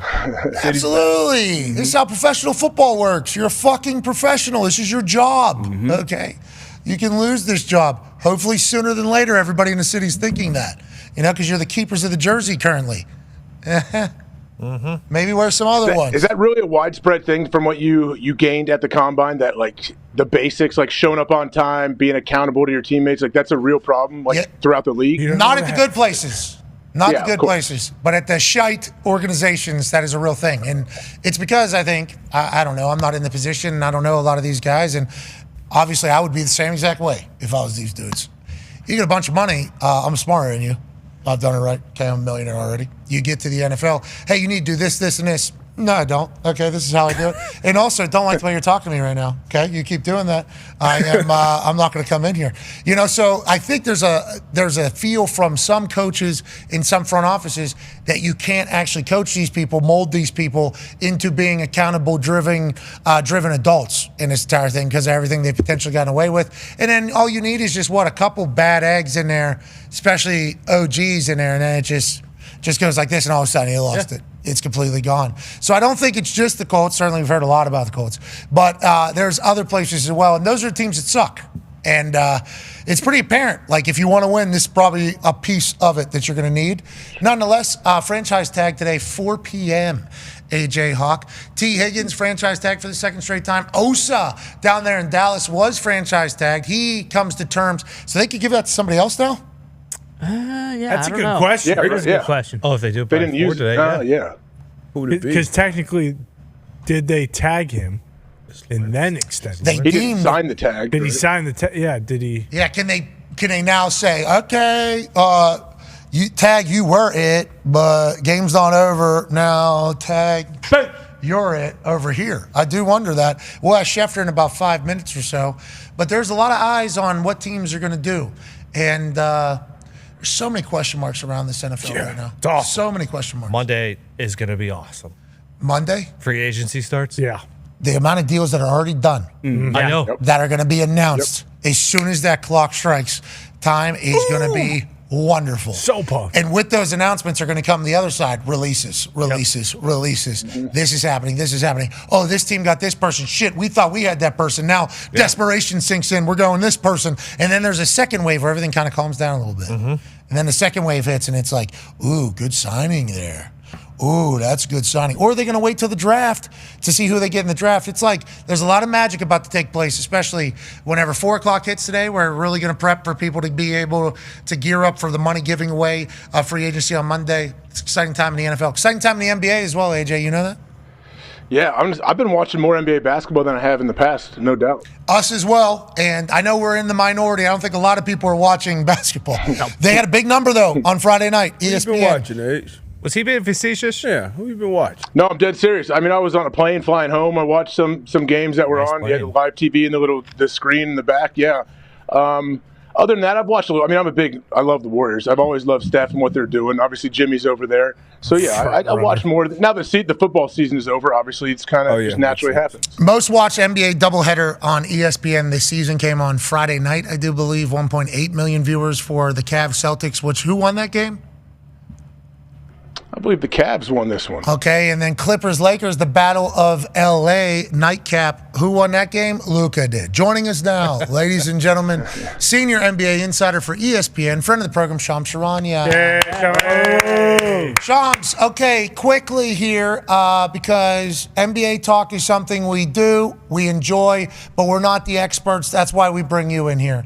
Nico, this general manager for the Mavericks, it is being alleged by a lot of humans that have opinions and are on the internet that they're trying to tank this team so they can get them the hell out of Dallas. Well, it seems like all systems are working in that front. You get rid of your star. He turns out to be an absolute beast still. Looky, the guy that took your team to the finals last year can still play basketball well for the Lakers. Yeah. They go to the number 2 in the West. Kyrie now, devastating ACL, which we will all obviously miss last night. Anthony Davis gets hurt in his first game. There's been picketing, protesting, and now mass exodus from these games from Mavericks fans that are diehard fans. What is going on in Dallas, and how do you think everybody around the NBA is viewing the current Maverick situation, Sean? Boys, I think what's going on in Dallas is what was going on in the immediate aftermath of that trade that happened on February 1st is how did this happen? And I think Mavs fans in particular, they're still dealing with it. And that conspiracy theory that you're talking about, that they're tanking so much that they're at war with their fans, that they are doing everything possible to alienate their fans is because they want to move the team. I've seen that conspiracy online. To my knowledge, Pat, there's zero truth to that. That's just not a reality. But the fact that that's even a conspiracy out there just lets you know how deeply extreme that trade was in the eyes of a lot of people around the league, a lot literally everyone in Dallas. I mean, you think about the Mavs and their fan base. Luka Doncic, a generational player, 25 years old, just turned 26. He's someone, the 77 jersey is going to be all over Dallas forever. He was someone Mark Cuban said once, I would rather get a divorce than to trade Luka Doncic. I wanted to retire Luka Doncic's jersey. And I know in talking to people on Luka Doncic over the last 72 hours, I was at that Lakers-Clippers game on Sunday. He had no intention ever of leaving Dallas. He had just bought a new home in Dallas, for a lofty price. He did not want to go anywhere. You think of a player coming from abroad, they're very committed, they're loyal, and that's how he viewed himself with the Mavericks. It's like one team, one city forever. And I think that's going to carry over to the Lakers. I think he's loving his time in LA. I think he's loving how the Lakers, you think about what the Lakers brand is, it's like treating stars like stars. It's Hollywood. It's making the star players bigger than life. And that's what we're going to see with Luka Doncic. But for the Mavericks, I mean, this is just tough because Kyrie Irving was having an all-star. He made his 9th NBA All-Star team. He was going for everything. We've been talking on this show. I remember when I used to come on here in 2020, 2021, and he was getting absolutely crushed. You think about his decision not to take the COVID vaccine shot. You think about how his image started to go in Brooklyn. He was reclaiming his spot the last couple of years as an upper echelon top player, the spot that he deserves. And he was on track to get a max contract this offseason potentially. He has a player option for $44 million next season. You look at from a stats perspective, Pat, 25 points a game, 5 rebounds, 5 assists. He's the only player in the NBA this season averaging at least 20 points, at least 50% three-point shooting, and at least 90% from three. And for me, this was a devastating injury for him. Sorry, that's at least 20 points, 40% three-point, 90% from the foul line. Only player in the NBA averaging that. Fifth of his career, second most ever. He's having a great year. Yeah, we got it. Yeah, he's having a great year. 50 of 62 games. Got it. But, Pat, what I will say is his leadership went beyond everything because you think about the deteriorated relationship between Luka Doncic and that organization. In a lot of ways, Kyrie Irving was that in between. And the front office leaned on Kyrie Irving, even with their communication with Luka Doncic. And so that relationship had strained. They trade Luka. And now, I mean, Anthony Davis has been out since his opener, since the first game he played. I think his representatives, I think they're going to huddle up. I think they're going to have some very hard conversations. It's not out of the realm of possibility that's the last time that one game was the last time we've seen Anthony Davis this season. Okay, so because Kyrie's injured, now there's nothing to, he doesn't even, oh my God. This Nico guy's going to survive? He just has a lifetime job? He's got multiple years left on his contract. I mean, you in the aftermath of that trade, I remember I came on here and I said, we'll judge this trade in the next few months, in the next few years. This trade is dependent on the Mavericks going far, and they've already been to the finals with Luka Doncic. So what else can you do besides get to the finals? It's winning a championship. That's what Nico Harrison and the Mavericks have set the standard of being judged on. And Nico Harrison, in his post-trade press conference, said, we'll see if I'm right or not. We'll see.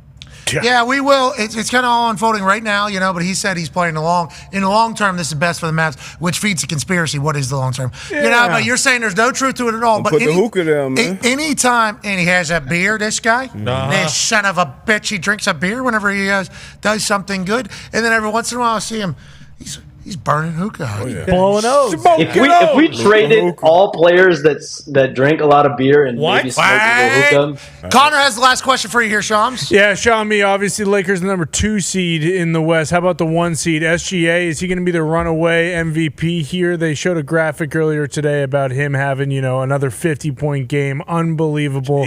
How do we feel about the Thunder, and are they kind of the favorites coming out of the West, even with everything Luka and the Lakers are doing? In my conversations with players, with teams, people around the league, I think Shai Gilgeous-Alexander is viewed as a favorite or a front runner right now. I think you have to still look at Nikola Jokic. Giannis Antetokounmpo, I don't think gets enough shine as well. What he's doing in Milwaukee, just leading that team, the numbers he's putting up. But Jokic's numbers speak for themselves. He's honestly, he might be having a better season statistically than he's had the last few years that he has won MVP. That just goes to show what Shai Gilgeous-Alexander's impact has been, the 50-point games, leading this young Oklahoma City team to the number 1 seed again, runaway number 1 seed, and vying to be the best overall record in the NBA period with the Cavaliers. So, and he was runner-up last year. So you think about doing it for back-to-back seasons. This might be the year he gets his flowers. Okay, I hope so. Because Greeny said this morning, SGA no more. He's MVP. Oh. And he said last night was the Shea Show. I mean, Greeny was talking in headlines about Oklahoma City's SGA. What a Shea Gilly's great name, too. I mean, I hope he does it. I hope the NBA continues to heat up. Zion Naruto tattoo. He's playing great ball. We're rolling. Good. We need Zion Williamson to stay on the floor. We need him to continue for Christ's sake, to dunk rolling the way he's dunking. He just had his first triple-double last week. So Zion fucked around and got a triple-double, dude. You let him play basketball, it's crazy what'll happen. When the man is healthy, and he's able to play, he puts up numbers. We know his impact on winning, and that's why, Pat, it's so hard for the Pelicans. You think about it, every year it's like the rumors of trading Zion Williamson. Let him go. How can you do that? Trade him. They never let the guy play. And he says, once again, I'm an employee of the Pelicans.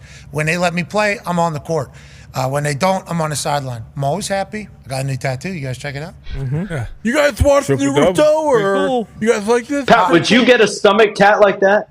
Would you do that? Shams, I don't know if you've seen my body. I got no tats. Even though I love tats and have the thought of getting tats, I've sat down in the chair and they're like, need you for 2.5, 3 hours here to not move, and it's going to hurt. And I'm like, all right, I'll get you next time. I can't even imagine how a stomach tat would be. That would hurt. He didn't feel it. My wife's got a beautiful sleeve. What's He's fit now. Okay. All right. What's that? I'm done with it. We appreciate you, man. You're the best. Appreciate y'all. Thank you. Ladies and gentlemen, Shams on you. Yeah, He did. Yeah, he did. Clear. He's on Jay Uso's side. He's Jay guy. He does feel like it. Mm-hmm. The NBA's happening, Age. You say you accidentally fell into it while on a plane or whatever. They're putting up bigger numbers. The NHL seemingly doing well. Sports having a time right now. Yeah. Sports having a time right now. I would like it if those Lakers did go on a long run, just because of what happened with Dallas. They will. I have no interest in the West. Love the Nugs because Mr. Malone came on the program a couple times and I enjoyed him in his shit talk. Phoenix Suns, I enjoy Ishbia and what he does. They brought Kevin Durant in. I love Kevin Durant. That team sucks. I have no idea how that even happens. I don't even know how 11? Yeah, they're terrible. They're already talking about him going into the offseason and them working together to get a trade to get KD out of there. But the best thing for the NBA for shoot, and this is me as a Celtics fan, would be Celtics-Lakers finals because that's the biggest rivalry in the NBA. It's considered one of those pillar rivalries. So if they were to make that happen, not that it's rigged, but if that were to happen, that would be huge for the league. Yeah, and I mean, obviously good to have the big markets in it in sport. But, I love that the Pacers have a chance. Oh, sure. I love that the Cavs have a chance. Like, the sport needs that. OKC. I think the sport needs that. Now, Golden State being out with how exciting Steph is to watch play basketball, and now granted, as the season goes, I guess there's a chance they can still get in it and maybe even win the whole damn thing. But it's like, NBA has a chance here, First half of the season, this is the worst league of all time. Nobody's going to watch. They got big problems. And if you start thinking about the league, it's like, I think they do. Nobody knows any of these guys. Nope. Nobody knows any of them. Outside of their diehard fan base, nobody has a clue about any of these guys except for the fact that we're being told by other NBA people, ex-NBA people, and NBA experts that these guys are soft.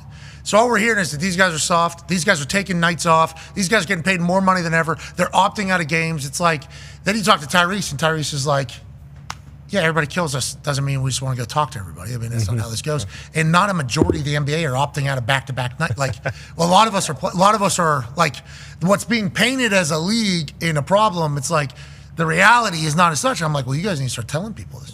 Like, hey, you need to start. Maybe let's get to know some of these guys. Maybe let's learn some of these stories. And it's like, if they're able to do that and the games are going to be good and you get the big names playing, it's like the NBA has a chance to save a year that a lot of people thought was a massive failure going into it. Yeah, I mean, the basketball gods are real. Like the Lakers are going to make it to. I mean, it's terrible what happened to Kyrie, but this does kind of feel like the universe just saying, like, hey, you guys screwed over Luka and pissed off all your fans in the process. now the Lakers are doing what they're doing, like they're going to make it to the finals. I don't know if they're going to win, but they're going to have a deep run into the playoffs for sure because the basketball gods are real. Joining us now, ladies and gentlemen, is not in the NBA, is actually in the NFL, and boy, he's inside of it, isn't he? Mm-hmm. Yes, he is. He's senior of being inside of it. Deep. So deep that there isn't even like a beef to get to his spot whenever he's grabbing a coffee. No. You know, everybody's like, hey, trying to scratch and claw and fight to get there, literally through any Starbucks lobby that they possibly can. And this guy's just sitting up there going, boys, there's enough news to go around. Been there, done that. Ladies and gentlemen, Adam Schefter. Yeah, Chevy. I walked through Starbucks with my head on a swivel. I understand how this works out. Okay, so you are a little bit worried about the chance that maybe somebody will come out and get you. Hey, I like a venti americano, okay, blonde espresso. Oh. Anyone behind me? Especially with the size of you insiders, this is just a fact of the matter. One of them much taller than the others. And it seems like he's the one that's kind of on the prowl. He's ready to. Yeah, so you maybe don't do this here, Schefter. Maybe you need to do this number first. I think that is the with the elbow, with the ball, right in the balls. Yep. Right to the. Yep. You know what I mean? Right to the. I got you. Careful of the arrow too, because he's metal. Yeah, Tom Pelissero might get in the game as well. Shefty, great to see you. Hope you had a great combine. Hope you had a great combine. Nice to be with you. Nice to be with you. It was great to see you in person. We love chit-chatting with you. Your moxie and I'd say your spunk, whenever we're with you in person, is off the charts. So it was great seeing you, great catching up with you. Now, you do and utilize the combine like everybody else does to gather information. Franchise tag deadline, about 2.5 hours from now. What should we be looking at, and what is potentially the next domino to fall in this NFL offseason from what you know from your conversations? Well, again, we've seen the tags go to T. Higgins and Trey Smith in Kansas City. I don't know that we're going to get another tag, which would mean this would be an incredibly uneventful tag period. Osa Odigizua, I hope I pronounced that correctly, got his deal done. There you go, Pat. You could practice with me right now for tomorrow, right? Okay. Osa Odigizua. Breaking news, Osa Odigizua will be on the show tomorrow at 12:15 Eastern. Okay. Wow. Thank you, Schefter, for being the connect there. Go ahead now with him being an $80 million deal. Congrats to him. So, again, Osa got his deal done today. T is tagged in Cincinnati. Trey Smith is tagged in Kansas City.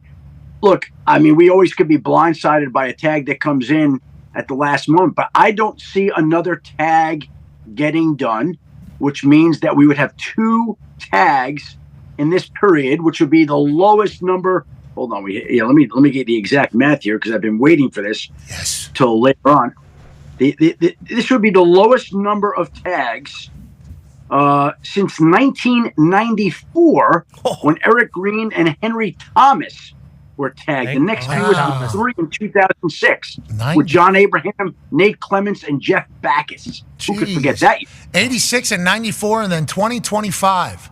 The lightest franchise tag years. That is bananas to think about. Why is that, Shefty? Why do you think it is that way, Shefty?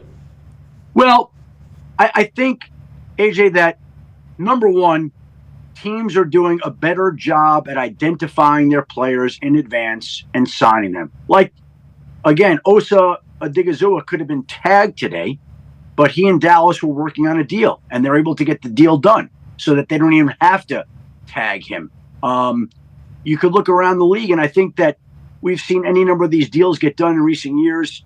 Every time you see one of these big extensions, that takes one fewer guy off the market. And so I just think teams have seen their guys. They know who's good and who's not. And they're not letting the really good guys get to market to where they even have to tag them. Obviously, there's been teams that have let great players out the door, and they've gone on to have great success. But with the salary cap going up, too, I think guys are more likely to get deals done. Feels like this is a good thing going forward. Less players franchise tag is good in a player's mindset. Yeah. Now, Dallas Cowboys, since they were going to tag Osa, since the deadline hasn't happened yet, they get a deal done. They could take that tag now and throw it at somebody else if they wanted to? Yeah, but I don't think there's anybody else they're going to tag. No, I'm just saying they could, though, if they wanted to, because the deal was done before the deadline.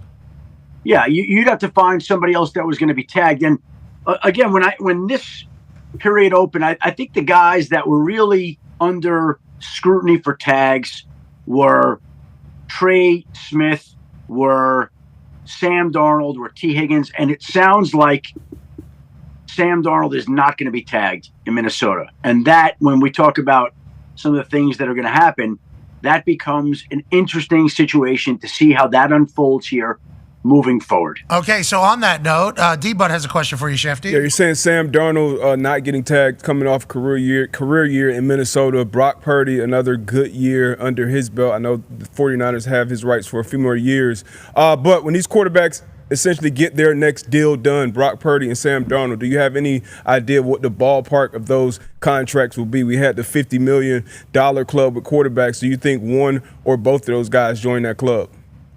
Well, I think Brock Purdy certainly could, but that's a question if they get that deal done. Again, you touched on it there, D, but the Niners, if they don't sign Brock Purdy this offseason, and here's a team that really is up against it financially, if they don't sign him, and Brock Purdy obviously is going to want to get a deal done, and the Niners would want to get a deal done. But the issue is he's scheduled to make $5.1 million this season. He then could be tagged after next season for $41 million. He could be tagged the season after that for $51 million. So if you don't get a deal done with Brock Purdy and you're the Niners, and again, this would not be what Brock Purdy would want, I would imagine. Certainly not what his agent would want. He would play for $5 million this year, 41 next year, 51 the year after. You're talking about $97+ million over the next 3 years, which for most people would be incredible money, but not for a quarterback who's waiting to get paid. And so the Niners have a bit of a cap issue, cash issue, and so they can't put Brock Purdy necessarily where he might be. They can go to a certain level. They'd want to pay him, but it's not going to be, I would imagine, quite as high as most people think. Hey, listen, we understand you're worthy of $60, $55 million. Everything. We're just telling you with what we got going on, can't happen, bud. We're at 45. And by the way, we're at 45. By the way, let's just good money. 45 million is good money. Great money. 45 No. By the way, let's just use 50. We'll use 50 as a nice round, even number. Okay, $50 million. $50 million. Brock, we want to pay you $50 million a year for the next 3 years. You can make $150 million. If you don't want, no problem. You can play it out and you go 5-1, 41, 51, 97 over 3 years. And then you'll have a chance to hit free agency in 4 years. You'll be a true free agent. And at that point, who knows what quarterbacks are being paid? Maybe it's $100 million a year. Like, maybe. Yeah, but if you could get $97 million over 3 years or $150 over 3 years, I would take the $150 over 3 years immediately. And also, the sell to Brock is $50 million is a lot of money. That's a lot of money. Now you're going to have the NFLPA, and you're going to have a lot of pressure on him not going for the biggest buck. But if they're going to build the team up around him, maybe they're able to go, which leads to another rumor coming out of San Francisco, which seemingly never ends. Go ahead, Connor. Yeah, Shefty, we know you're tied in with San Francisco, and obviously Debo got traded. Why do you always say this? You always say this. We just know. We know. Look, we can read tied in everywhere. We don't just read your tweets, we break them down, okay? And we know. Hold on. I want to say to you, Connor, my job is to be tied into every team. Exactly. That's my job. Okay? So when you ask me a Steelers question, or you ask me a Ravens question, or you ask me an Eagles question, or Chief, please say, we know you're tied in there too. Yeah. Please say that. Okay. Smack. We're not putting down anywhere else. Thank you. We do know you are deep in the San Francisco 49ers. Exactly. You're basically saying, like, hey, you're an Eagle nut when we come to tied in, brother. Bingo. You're an Eagle Scout, I mean, with the knots that you got going in there with how tied in you are. Every parent has their favorite kid, and Shefty's favorite team's the Niners. We know that. We can say that, and there's nothing wrong with that. That's just the reality of the situation. Okay, and last week, Debo. Hold on. I'm getting simultaneous texts from the Seahawks, Rams, and Cardinals right now. Okay. They're pissed off that I'm showing favorite nation status to the 49ers. You're ruining his relationships in the NFC West, brother. You're not doing that. We know you would never say that they're your favorite. We are just saying that based on your, Twitter, some of the things that you say at times. But last week, Debo, he gets traded. Obviously, immediately after that, there's people on the internet calling him a fatso and that was going on. He tweeted like, "Whoa, I'm not a fatso," and get ready for this new bod that's coming for the Washington Commies next year. That'll be awesome. Now the rumors are circulating that Brandon Ayuk might be getting moved, and obviously John Lynch mentioned, we got to get younger, and with these looming contracts, it makes sense they need to kind of get cheaper as well. Is Ayuk kind of available? Are teams calling for Brandon Ayuk, and is his injury from last year and the lots of money contract that he has currently, is that going to hurt his trade status going into next year? Well, again, I think that the 49ers in their particular financial situation are open to listening on just about anybody, right? And so if there's a team out there that is willing to take on the Brandon Ayuk contract with him coming off the torn ACL, I'm sure they would listen, absolutely. But again, you've got to find a team that's willing to take on the player with the injury, with the contract. That's not a simple thing to do. Look, if there's no knee injury, it's a simple deal.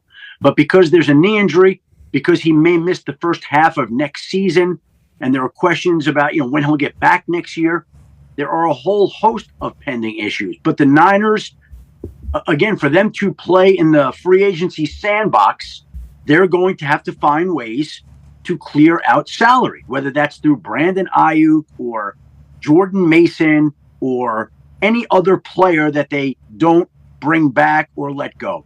They have to find ways to get money to help field the kind of roster that they want. So if an offer comes in on Brandon Ayuk and there's a team out there that's willing to take on that particular situation, I'm sure they would be open to listening to it.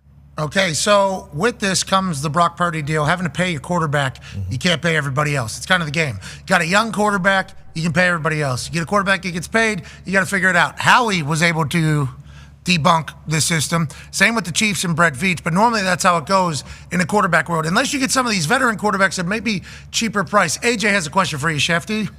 Yeah, Shefty, who do you say, when you say the first domino to fall, when you think of all these quarterbacks that may be, changing teams, some of these guys, Sam Darnold, Dan Jones, Aaron Rodgers, Russ Wilson, all these people, who do you think could possibly be the first domino to fall here and sign with a team? And what could a deal possibly look like, say, for Sam Darnold? Well, in my mind, the place that I'm watching next, there are two places. It would be Minnesota and Sam Darnold, because Sam Darnold cannot sign with another team until next week. Minnesota will have interest in trying to work out a deal before he becomes a free agent.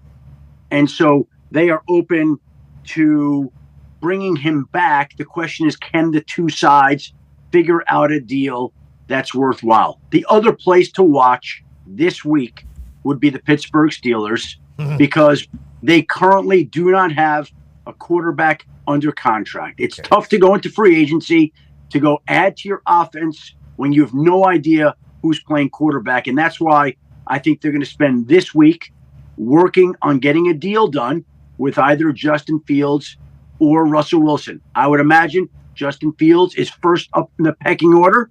We'll see if they can get something worked out there. If not, it's easy to pivot on to Russell Wilson, and we'll see how this works out. But I would think Pittsburgh is determined to try to get one of these quarterback deals done in the coming days so that it has some clarity going into free agency. And that doesn't mean they couldn't add another quarterback at some point in time.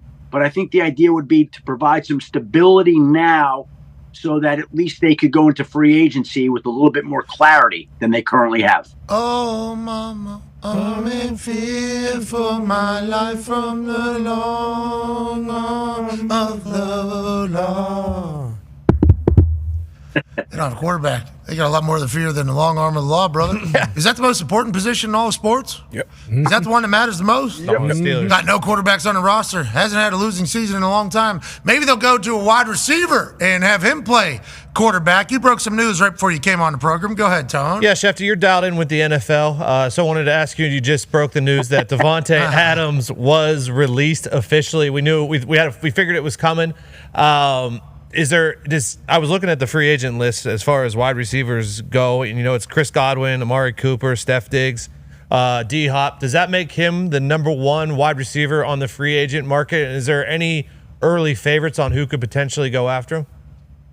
Well, it all depends on what you're looking for. Look, I think we've seen right now T. Higgins be deprived of the true unrestricted free agency that he wants. And if there's a team out there that wants T. Higgins, they're going to have to pay T. Higgins, and then compensate the Bengals. And that's if the Bengals are willing to trade him, which we do not know for sure if that is or isn't the case. So now you look at the other wide receivers. Chris Godwin is coming off his own knee injury, been an unbelievable player, an unbelievable person, the kind of guy you want on your team.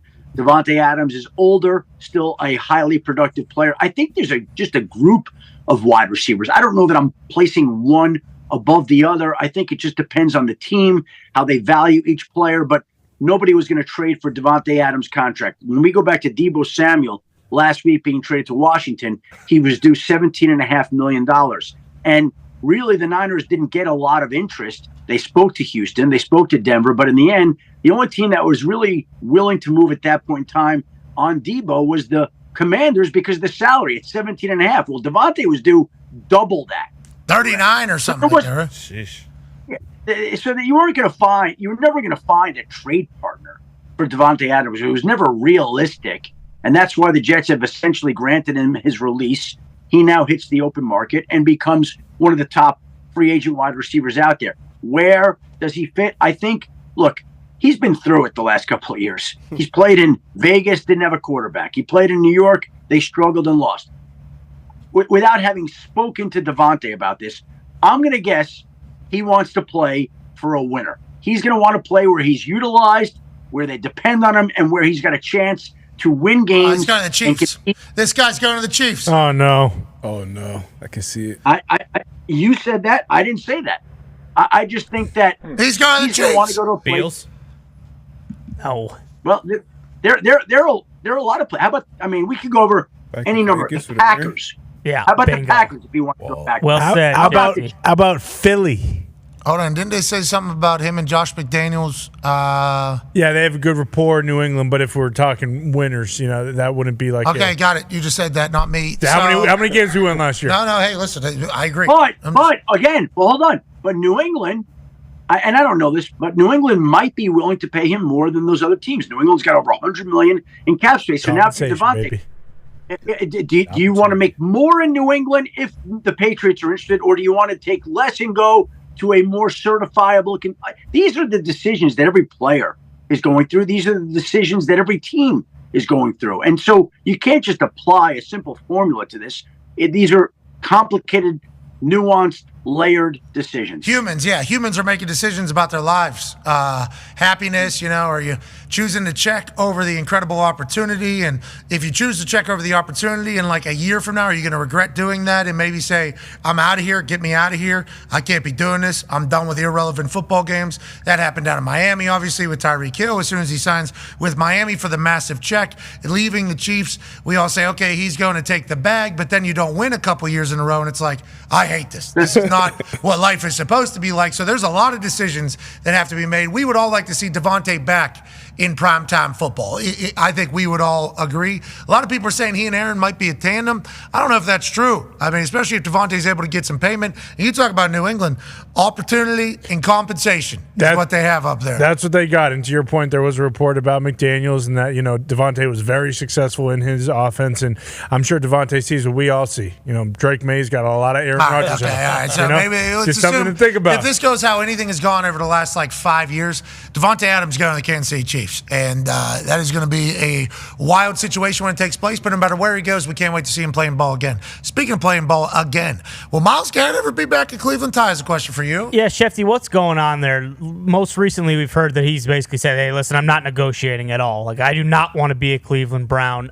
Did you hear anything at the Combine or otherwise that suggests possible trade partners? We know that the Lions kind of checked him at the deadline last year. He wants to go to a contender. Are there any teams that are popping up, and are we any closer to Myles Garrett potentially getting moved? This was the text I got last week, okay? Myles is not open to discussing a contract extension with Cleveland. This has nothing to do with money. He wants to go win, and he wants to go to a place he feels he has a shot at doing that immediately. Now, the Browns feel just as strongly that they're not trading Myles Garrett. So somebody here is going to have to give, or we're going to have to see how this unfolds. I've always felt like this was a question of how how dug in Myles Garrett is going to be. Because if he's dug in and he refuses to report back there and he makes it messy, then eventually he's going to get what he wants. But the process of getting there is going to be very tense and very complicated and very ugly. So I don't know how far he's willing to push it. It's one thing to say he's not willing to talk about an extension with Cleveland. He wants to go to a place that wins. It's March 4th. You can say that. Is he still saying the same thing on August 4th if and when nothing's happened? And I don't have the answer to that. Nobody does right now. So, again, all we've known is that the Browns have been unwilling to budge. The situation with Myles is he right now is not interested in talking about an extension.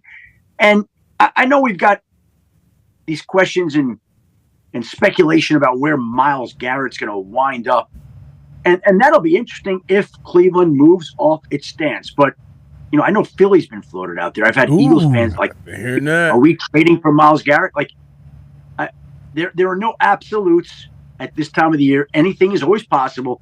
But I don't know how Philadelphia, who is going to have to pay Cam Jurgens and Jordan Davis from the class of 2022, and Jalen Carter and Nolan Swift from the class of 2023, and Quinyon Mitchell and Cooper DeJean from the class of 24, and draft and re-sign some of its own players like they're going to want to bring back Zach Bond. How are they finding the money, not to mention the compensation, to go out and get Myles Garrett? Like, is that real? Yeah. I guess things always could happen. Howie's a dog. Howie has this ability. He is. He's an absolute dog. Now, granted, Andrew Berry is obviously going to be the one who's going to have to be on the other side of that conversation, and maybe Haslam and everything like that. He's seemingly not moving, but as you've noted, that doesn't mean anything, especially with the history in the NFL. Myles Garrett getting added to that Vic Fangio defense over there with all the changes that they make. I couldn't even fathom if Howie's able to reload like that. But to the victors go the spoils and the downfalls. Going to have to pay everybody. Excited to see how they navigate it. Shefty, we appreciate the hell out of you, man. Thank you so much for taking the time on this glorious franchise tag deadline Tuesday. Gentlemen, it was always a pleasure. Have a great day and enjoy Osa Odigizua tomorrow. Thank you for making that happen for us. Ladies and gentlemen, Adam Schefter. Hey.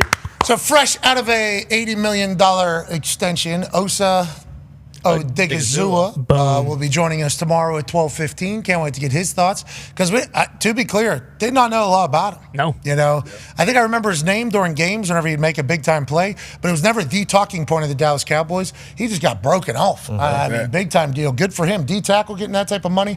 Good news for him. Yeah, a lot of those guys do the dirty work. You don't really know them. They don't really make the headlines. The edge guys like Michael Parsons, obviously Trevon Diggs, even Overshown when he was doing that linebacker last year. But this is the guy that does the dirty work. Glad he got his money. I am certainly in agreement with that. Rich Eisen broke some rumors that he had heard from the Combine. He said, these are not facts. These are just things that I have heard around the Combine. Rich Eisen talks to everybody at the Combine. Plugged in. And there's a lot of convos at the Combine. Now, what the convo is at the Combine doesn't necessarily mean what it's going to be whenever free agency comes. Doesn't necessarily mean it's going to be what draft is. But he's getting a chance to hear from a lot of people what is currently happening. Not necessarily the end game, but what is currently happening. This is what he has to say about the Giants. I heard the Giants and Raiders' interest in Matthew Stafford was quite real, and it was hairy at certain junctures last week. And I heard the Giants hit the number, and they hit the number for Stafford. And they not only hit the number for Stafford, I heard this again from multiple people. I heard they hit the number for Stafford, and they hit the trade comp too. They were in. And I heard the Raiders were way in too on Stafford. And Stafford had a real. The Giants even, they hired his brother-in-law, Chad Hall, on the coaching staff. Oh, whoa. And so they really made a run. So Giants hit the trade comp. They hit it. Hit the number, which was reported 90 to 100 million guaranteed. Whatever it was. So, I don't know what it was. I heard they hit it. Why didn't the deal get done? Because I think at the end of the day, the Stafford's like looking at the sun setting over the Pacific Ocean, and it's, when it all comes down to it, it is the best spot for him. Yeah, so he said that the Giants were all in. And meeting the trade comp, meeting the number, which is allegedly potentially 9 figures in this entire thing at this stage of Matthew Stafford's career. Rappaport during the combine came out and said that he took a lot less money to stay with the Rams. McVay yesterday said whenever this comes out, he'll see how incredibly selfless this was of Matthew Stafford with the deal. So I think him being able to kind of hear the options and the opportunities and where he would have to go to get these things was certainly a good thing that the Rams let him do.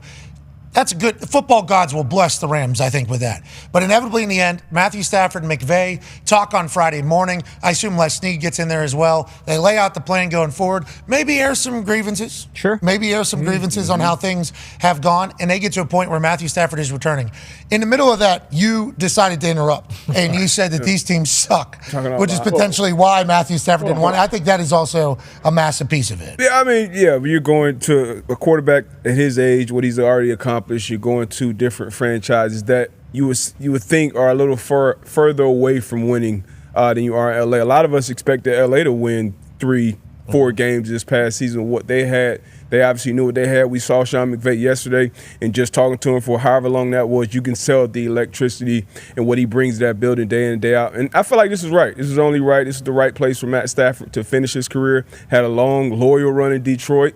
And I think this is the right place to go and finish it however he sees fit. Still a team that can be right there in it. We saw how dominant that Philadelphia Eagles run was last year, but this was a team that was a few plays away. So it's the right place, I think, for Dahn to finish his career. Yeah, and you mentioning, when it comes out his contract, how generous he's going to look and how awesome it is. Could you imagine Devontae going over there? We're talking about teams that he could possibly play for and, have maybe go play a little cheaper. And they said the West Coast is going to be a real part of Devontae's decision-making process. Because of his family. That was the whole thing with the Raiders when he, fan of the Raiders growing up, and his family's out there. They can go see his games. Like the Rams, him with McVay and Puka Nacua and Kyron Williams. You talk about just winning immediately. That would be incredible. Him going into a McVay offense would be fun to watch. There's another West Coast team that needs a wideout too. Go on. Same exact city. When I saw that rap report about West Coast, I immediately pulled it up. And Chargers and Rams both need wide receivers. They're both on the West Coast. They both can win, especially with great quarterbacks. Those are places Devontae would probably love. Yeah, especially, maybe the Chargers go this year. Maybe. Did you watch Harbaugh and Ortiz on the program? Yes. You love the Chargers since the day they got Justin Herbert. What did you learn from that conversation? What I learned is they got a culture already in place and they're going to go. Yeah. I love the, and obviously we only get to see bits and pieces, but even the relationship dynamic between those two. Like hearing, when Khalil, I forgot who asked about Khalil Mack. Yep. It's like, hey, pay him, pay the man, pay the guy. So you can he's even the guys that aren't necessarily under contract right now. You can tell what those guys mean to that culture. We always say culture, culture, culture. Jim Harbaugh has shown he's a culture guy. He can build winners. You know the way he builds them. He's going to build his team through the draft, through the free agents. He's going to bring the right guys in. We've been around the weight. We met everybody from the weight room, from the staff, and just the vibes in that building. You feel like that's an organization going in the right direction. And you always have to have a guy at quarterback. And I think they have the guy with Herbert. How about the Rams, too? One play away from beating the Philadelphia Eagles, who beat the hell out of everybody. It's like they're on the cusp of potentially going. There's a lot of teams that are close, I think. Whenever we look back, maybe we forget about because they didn't play in the playoffs or they didn't play late, so we forget all about it. It's the NBA playoff effect. If you're not in the NBA playoffs, nobody knows you even had a season. Because it's so long, you're in there. It's happening with college ball, too, for me. If you didn't, like Jackson Dart, we hadn't seen him play football in forever. Yeah. We saw a lot of people play football. Then you watch these highlights, you're like, oh, dude's a dog. Nasty. Dude's an absolute dog. You kind of forget about him. Same thing in the NFL with some of these teams. I think we just rule everybody out as that team stunk. They didn't make the playoffs. And it's like, there's a lot of organizations that are sitting there like, we were fucking 4 plays away from really making it. We're playing every year. Every year that's the case where there's so many, not so many, but there's a handful of teams that lost so many one-score games or 3 or 6 point losses where, for whatever reason, they just couldn't find a way to get over the hump there. So I don't know every year. I don't know why I'm on the one shot right now, if that's actually what's going out. But I think there's a lot of teams like that. Hey, that's good self-awareness since you guys producing television while you're out there chit-chatting about a situation. It's an interesting time right now for our program, Like at this exact moment right now. Just sitting and waiting on a text message. We got if I could put that eyeball emoji out, I would put that eyeball emoji out right now. Like, hey, something's coming. Holy shit. Anytime you see me put the eyeball emoji out, it's me saying, I know what's about to come out.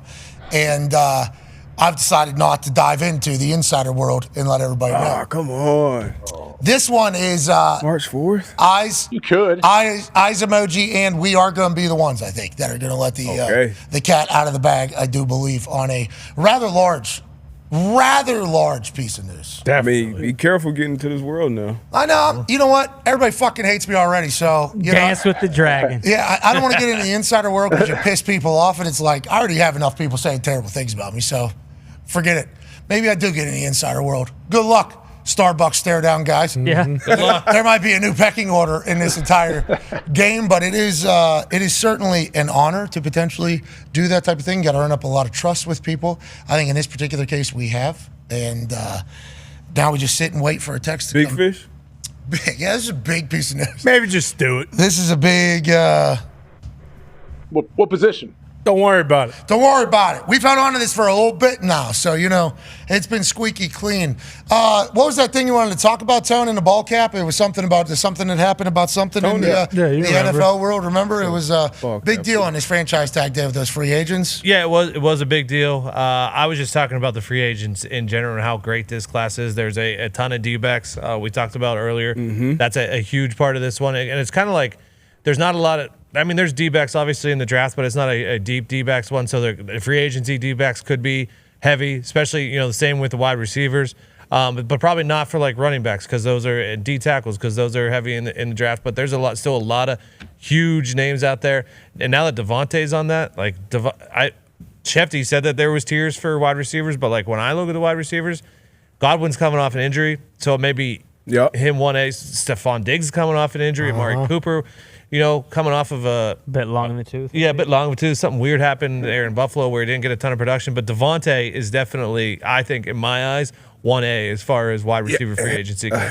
A healthy Diggs. A healthy, motivated Stephon Diggs, obviously out there playing for some money. And then not even Hollywood Brown. I think he brings a level of explosiveness off an injury too to an offense for sure. Yeah, he got healthy later on. And Milt Williams on the other side of the ball in the trenches. These guys just dominate the Super Bowl, so he played his best ball at the right time. It's a magical time around the NFL, and obviously we'll continue to chat about it on ESPN Plus, Disney Plus, YouTube, and TikTok Live.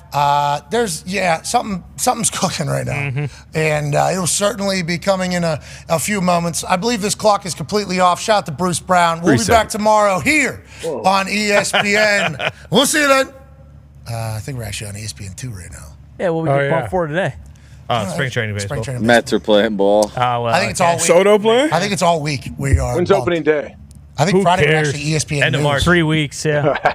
I think Friday we're ESPN News. Oh, really? Yeah, I think you always Dahn. But with that being said, it doesn't matter because the digital audience is the only one that matters. Don't say that. Don't say that. Josh Pate, my dude, pointing out the obvious. All the things that I've been wanting to say for years. Josh Pate is saying, so we appreciate you, brother. Yeah. We do appreciate you. It's amazing how that works, though, isn't it, Josh? All these TV people say, yeah, the internet people are a bunch of hack, blah, blah, blah. And then they go to the internet and, goodbye! You vanish! Poof! Gone! And then the other thing, the digital people add into that, and it seems to go okay. Why is that? I wonder why that is. Which one's more difficult? Well, the people that are on digital, they have to find you. They have to get to you, which is why we're so damn thankful for all of you. Because you have to open an app or you have to search into an app. You have to go to a platform. You have to dive in to get to us. And to be honest, it never made sense to any of us why you guys do that for us. We understand we're the dumbest show of all time. But the fact that you do it, we're incredibly thankful for. And this big night out that's happening relatively soon with a date being announced here in a few days and then ticket sales to be following in Pittsburgh, Pennsylvania. It's a massive give back to as a thank you to everybody, and I think it's going to be a magical evening. Oh, yeah. I think it's going to be a magical night in Pittsburgh. And AJ, I will give away one of the surprises because there is huge surprises throughout the night. Okay, and friends thing is certain. We're exploring the space of friends. Okay, we are exploring the space of and friends. AJ Hawk will be a part of the show. What? Wow. Let's go. Thank you, AJ. What about magician Michael Malone? We will not be having the guy that ate nails on this stage. Come on. It's tough to book. Yeah, and also, our people have already seen him. Our people have already seen that trick. We don't need, I want this to Never be. forget it. I want this to be exciting. So, AJ will be a part of the program. Consider that a little. And guess who else? Who? Darius J. Baller. How much? Oh. Okay. Can't wait. D-But's going to be there. It's going to be a big one. It is not going to be our program, just as a heads up. It is not a live show. It's not this show. It will be a live show. Correct, but it's not this show. Live show. Humans from this show on show, but not this show. It's a show that's never been done before. The more I've looked into it, and the more I don't think so. I don't think so. You heard about this morning. I've heard some shit. Like Nitro Circus, maybe? Like that? Sure. I mean, maybe we'll get a dirt bike in there doing a backflip. I'm not 100% sure. Maybe get a padded ramp. There's a chance. D-Bot heard it for the first time this morning. I believe you heard the entirety of the show this morning for the first time. And your thoughts is never been done before. Never been done. Not even close. Should be pretty unprecedented. Good. Should be pretty good, though. Yeah. Should be pretty electrifying. Happy it's happening in Pittsburgh. Shout out to the Yinzers and for the surrounding area. Jeez Louise. Kicking the tires a bit. Just waiting on confirmation? Yeah, buddy. How it always goes. Yeah, buddy. Just got. Oh, yeah. Oh. If you would have made that, you would have had to just. Did you say it? Fire from the hip. Well, no, because you got to get,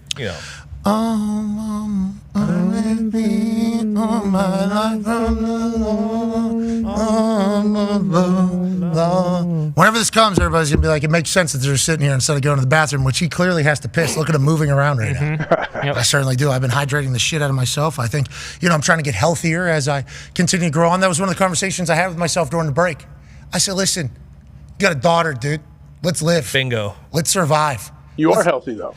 Not as much as I could be, What, you got to carry a Tone? You got to carry the metal jug around like Tone was doing? Won't do that, but I do respect those who do because they care more than anybody else. Bottle. With that being said, shout out to one half of Hammer, Dahn, Ball Cap Boys, AP Tone. No cowboy hat. Wow. No. What's that about? Good ride, Tony.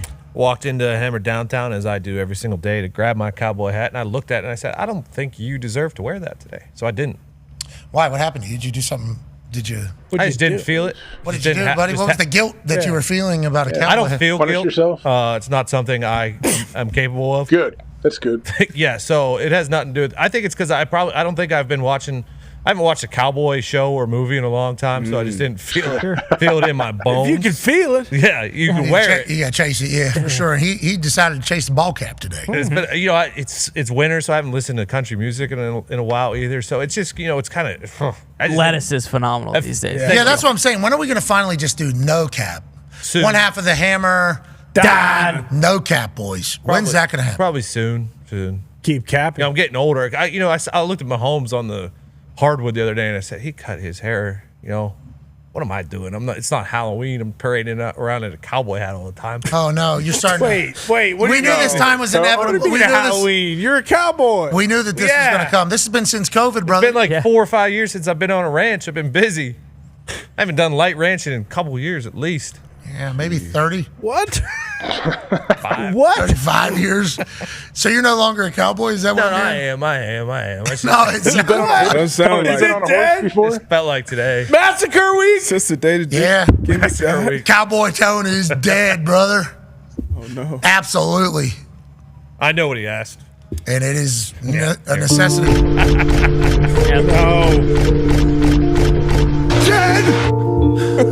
In this particular case, it is the Hammer Dahn. Cowboys will ride no more. Wow. Just the Hammer Down boys. I didn't know this was going to happen today. Moment of silence. You got COVID. You went into your COVID cave. In between bouts of shaking and trembles and being incredibly hot and being incredibly cold and being wildly sick, something that none of us has ever really seen before, in 15-minute intervals, seemingly. Yeah. Shiting your pants. Perfectly scheduled. I didn't have that one. Man. You had to isolate yourself from your entire family. And while you were awake, you said, fuck it. I'm going to dive through this sports book more than I've ever done before. Coming out of there, you became the best gambler you have ever been. Thank you. So the COVID cowboy became a superstar gambler, which actually started Hammer Dahn every single day. Now, although Hammer Dahn will still ride, the Cowboys seemingly no more. What an era, what a run. It was one of the good things that came from COVID. Yeah. And now it's dead. God bless the cowboy. Amen. I'm bummed that. Me too. I'm bummed out. Hey, Bill. Bailey McComas did just come in and take a photo of the moment of silence for the cowboy hat. Had to capture the moment. This is a big moment. This is a big moment in the history of our program. Huge. So I'm happy that Bill got that. Thank you, Bill. That's what AJ was saying. Your head popped into the bottom half of and then your traps. He's working out with his bodybuilders. Yeah, he's so jacked. So I mean, we jacked. should have went to the bathroom and came back with this. Still just sitting here staring. And not even a typing thing. Yeah. Not even a typing thing. Probably still can. These things tend to linger. Yeah. And they talk. I'm gonna say, hey, the fuck, I'm about to piss my pants. Can we piss? Oh, in that case, yes, you can confirm. Hey. I've been on 3 phone calls today during the show. Mm-hmm. I don't think a lot of people understand that. That's big news. That's when you know. Yeah, walk away. Boys, need you to ask an extendo question here. Maybe a follow-up in this entire thing. I'm on a damn...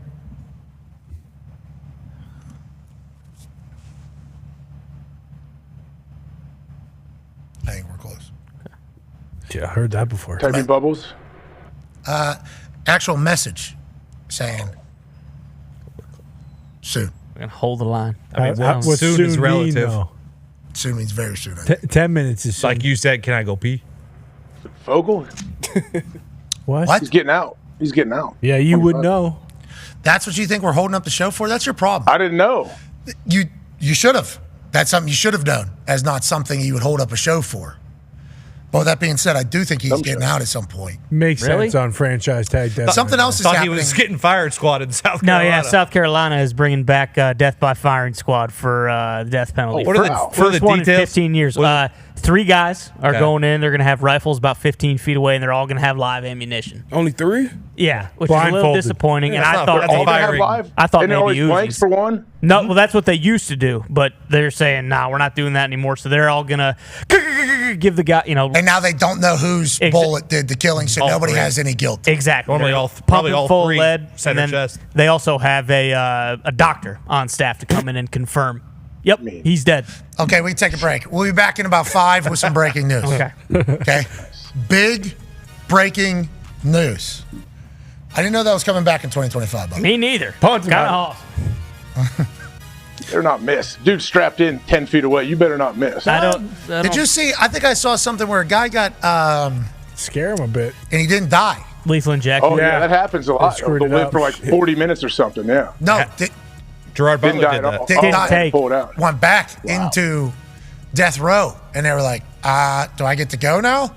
I think that was kind of. Yeah, I think sure. that was kind of how. Good que- That fair was kind of question. how it. That's kind of good. And they go, "Nah, 3 more months. We're gonna do it again." Don't worry, we're gonna hire someone to slit your throat tonight in the mess hall. Don't worry. Yeah. Yeah, don't worry. Death row doesn't have a mess hall, I don't tomorrow. believe. But let's take a break. On the other side, we have some breaking news. Be a friend, tell a friend something nice that might change their life. Let's be quick to get back if we need to be. Take All right. a few.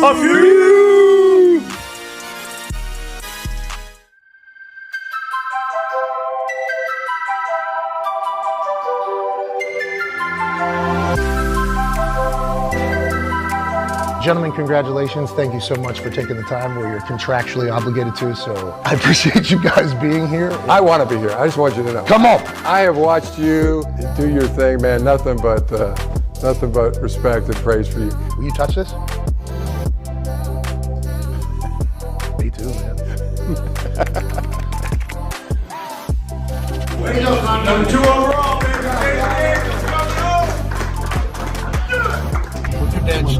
Boys, you're calling a national championship again, Ty Schmidt. Unbelievable. Should we be here? No! Probably not. No but way. I kicked the ball to myself on that. Oh, yeah. Right there, I kicked the ball to myself. That's right. Should have told CJ. Maybe the most athletic thing I've ever done in my entire being. Well, CJ, happy to see you. Completely ruined. Everybody's happy to see you. I picked him. Everybody's really I happy picked him to win. I'm all right. CJ. Congratulations on winning the AFC South as a rookie quarterback. It's a big deal. First time ever with a rookie. You okay? That's a big deal, CJ. Dude, you're absurd, though. Thank you. For how young you are? Playing in Indianapolis, that was probably the loudest stadium I played in NFL. wow. That was like a college atmosphere. How about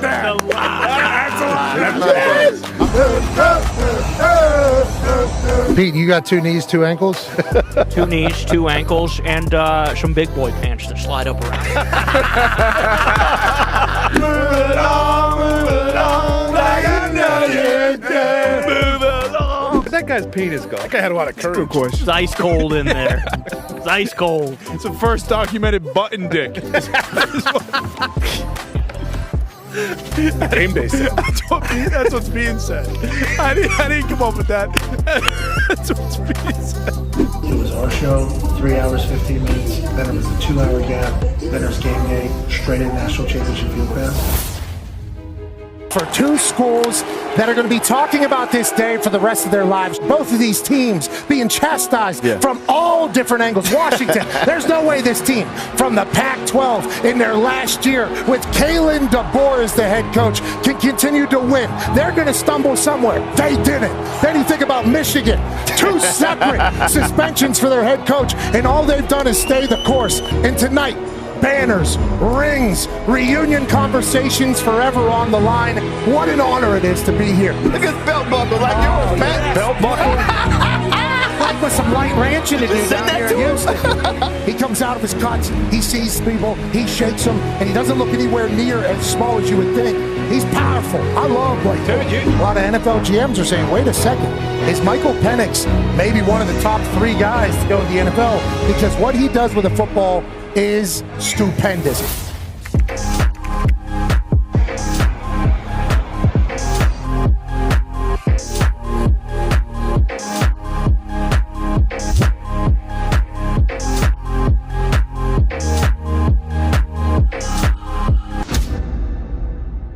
Ladies and gentlemen, welcome to the national championship game for the 2023 college football season. That'll see the Washington Huskies representing the Pac-12 in its final year, taking on that team led by that man, the Michigan Wolverines and Jim Harbaugh. We're bouncing. We are house calling. Donovan Edwards, touchdown in the national championship. Extra point is up and good. D-Butt. D-Butt with the one-hand grab, start the national championship. And maybe D-Butt. Pun man. What's the decibels over there? Yeah, Pat, the decibels are high right now. Let me tell you, it's 106.4. This might be the line. At decibel meter, we have actual gimmicks. Depending upon the night, does JJ go to the NFL, which Mel Kiper has him as the 5th-rated quarterback in the draft? What does that mean, Mel? Well, you know, it means that he's got the physical and tangible tools in his head to be a first-round quarterback. I think whether he wins or loses. Oh, there we go. Donovan Edwards running into our lap. That's 2 from the Michigan Wolverines and 2 for Donovan Edwards. Pete Thamel, how long's that sign blocker been doing it, and how has he gotten to a level where he's the best in the game? He's been a Michigan man for quite some time now. And obviously, he wouldn't have a job if it wasn't for that pesky bastard Connor Stallions. But Coach Harbaugh, you know, he found a place for him in the Michigan family.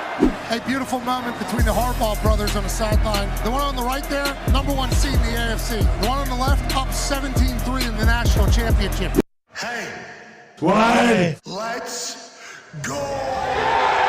This show stinks, and the fact that you listen, we are very, very thankful for. McAfee on the line with a gorgeous assist. The all-time leading tackler for the Green Bay Packers, UP. Damn it! Your friend tell a friend something nice could change their life.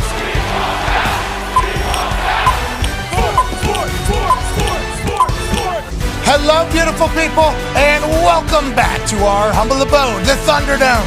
On this Breaking News Tuesday, March 4th, 2025, Hour 3 of the program starts now.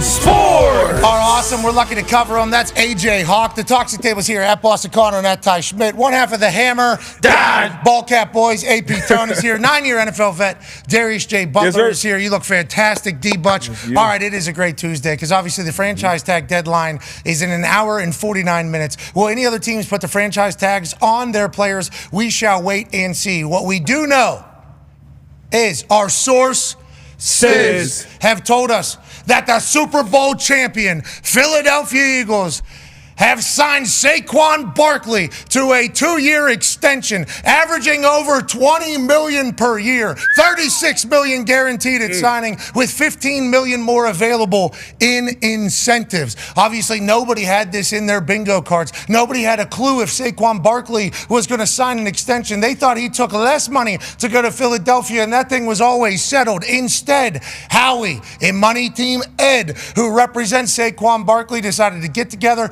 do what was right for the most electrifying, the most dominant, the most powerful player in the NFL this year, behind a great offensive line, a historic run to a Super Bowl champion, and add 2 more years at money that has never been seen before at the running back position. Now, I have more information on this entire thing. Regarding an extension for running back, 1 year in on a 3+ year free agency deal, never been done before. Not even in the second league year has it happened for a running back. This is happening in the same league year. Howie wanted to make it right for Saquon for everything he did for the Philadelphia Eagles team. This is the largest fully guarantee for a running back in NFL history. It's the highest 2-year cash for a running back in NFL history. It's the highest 3-year cash for a running back in NFL history. Max average per year possible if all the incentives are hit, $25.85 million per year. Congratulations to Saquon Barkley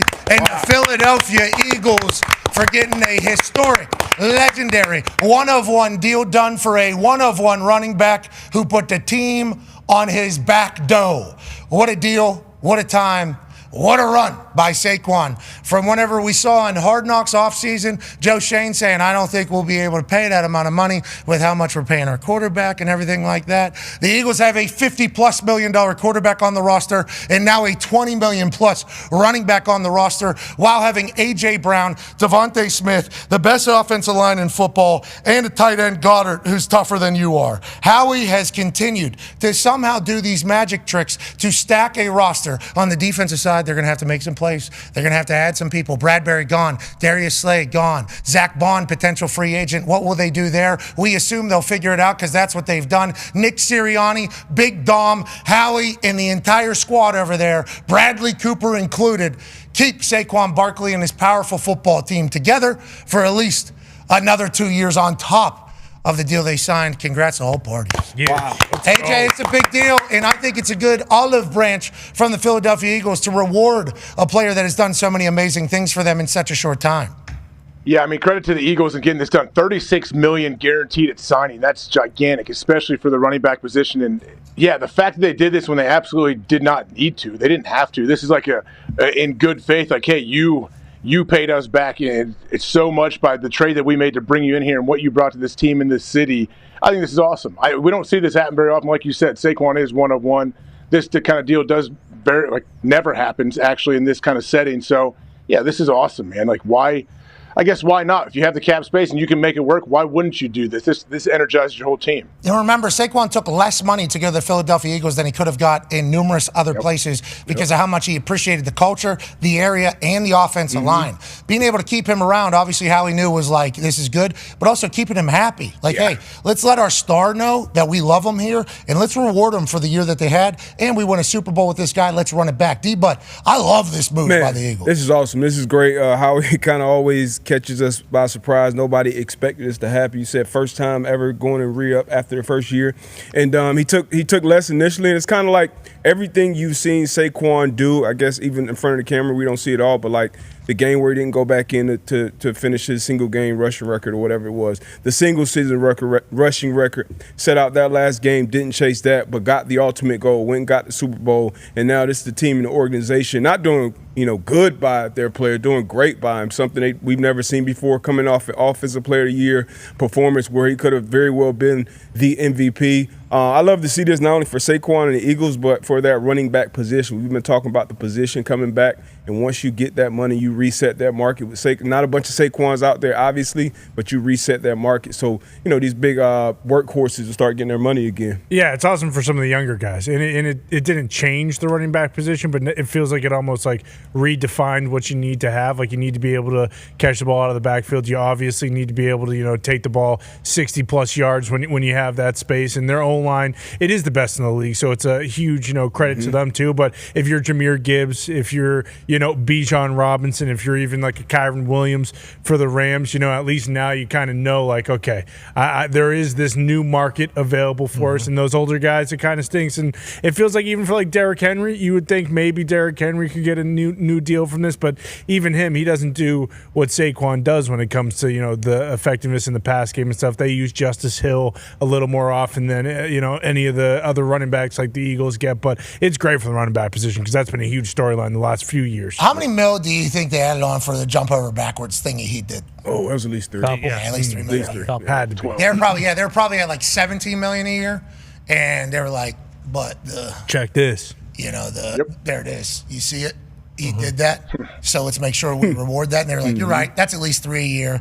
And then with the incentives up to 25 potentially per year. What a deal. Shout out to Money Team Ed. Yeah. Hey, shout out to Ed getting that deal done. I mean, that is a wonderful job, especially, you talk about everything. The Eagles did not have to do this at all. At all. Nobody would have really been able to grandstand about it either. Like, hey, you got to take care of Saquon. You got to take 2 years left on this entire deal. Like, he just got there. Like, they had massive success. Nobody would have been petitioning against the Eagles for not re-signing or giving Saquon Barkley more money. Like, if Saquon would have came out, which he allegedly would never do with the human that Saquon is, the way he operates and the way he's beloved in that locker room. But if Saquon was to come out in every single interview and be like, I need more money. I need more money. I think Eagles fans would be like, yeah, definitely. See, also, you got a couple years left in this entire thing. What's the precedent? How are we going to do this? So I don't know how, many people would have been like, yeah, give him more money with how this worked out. So them just being like, we got to take care of our guy. We got to make sure he knows how much we value him. We got to make sure he understands that we believe in everything that he's about. That's a beautiful thing to watch. It sends a message to the rest of the team, though. Think about it. It sends a message to the team, too. Hey, if you come here and you do – you're unbelievable, and you're, we don't see all the behind-the-scenes stuff. We just know what we hear and how the guy is just the absolute pro at all times and unbelievable for his teammates. But it shows you, like, hey, we take care of our dudes. Even though, we didn't draft Saquon, we traded for him. He comes in and we take care of him. And I wonder who instigated it, who started this. Like, did Ed come to the Eagles? Money Ed Barry come in there and say, hey, now we need some more cash, or did they come to him? Like, how did this even start? I genuinely have no idea. I wonder if there was a conversation that was had that was like, hey, don't you think by either side? And it's like, yeah, actually, we should. That does make sense, yeah. Yeah, we should. And that's take care of this guy. That's the type of culture I think they're trying to build over there too, right? Like, Sirianni talks about how much bonding and love and everything, because there is going to be adversity, especially in Philadelphia. Okay, there's going to be adversity in Philadelphia. Their fans are going to bring you some adversity, whether or not there is adversity. I mean, they're winning games last year, and people are calling for heads. They changed their style of offense. Their 2 wide receivers who have been paid, who are number 1 wide receivers on their own, had less pass attempts than rushing attempts for the entire offense, and they still kept everybody on board. It's like that culture over there, that building is in a very good spot, fresh off of the Super Bowl. Lose a couple key pieces, but this is what happens whenever you're successful. They keep Saquon. I assume they're going to be able to keep that offensive line. And if you got that, you can win any game. And I assume that's what they know over there. Yeah, it seems like this would be something that was mutual, because obviously when they acquired Saquon, like, if he stays healthy and he does all the things that you think he can do, he's going to have an unbelievable season. But I would even imagine that, like, what he did this year surpassed their wildest expectations. I don't think you assume a guy's going to rush for 2,000 yards. And for him, too, to realize, like, hey, I'm from this area growing up. I went to Penn State. Like, this is where I want to be for, as long as I can be. So,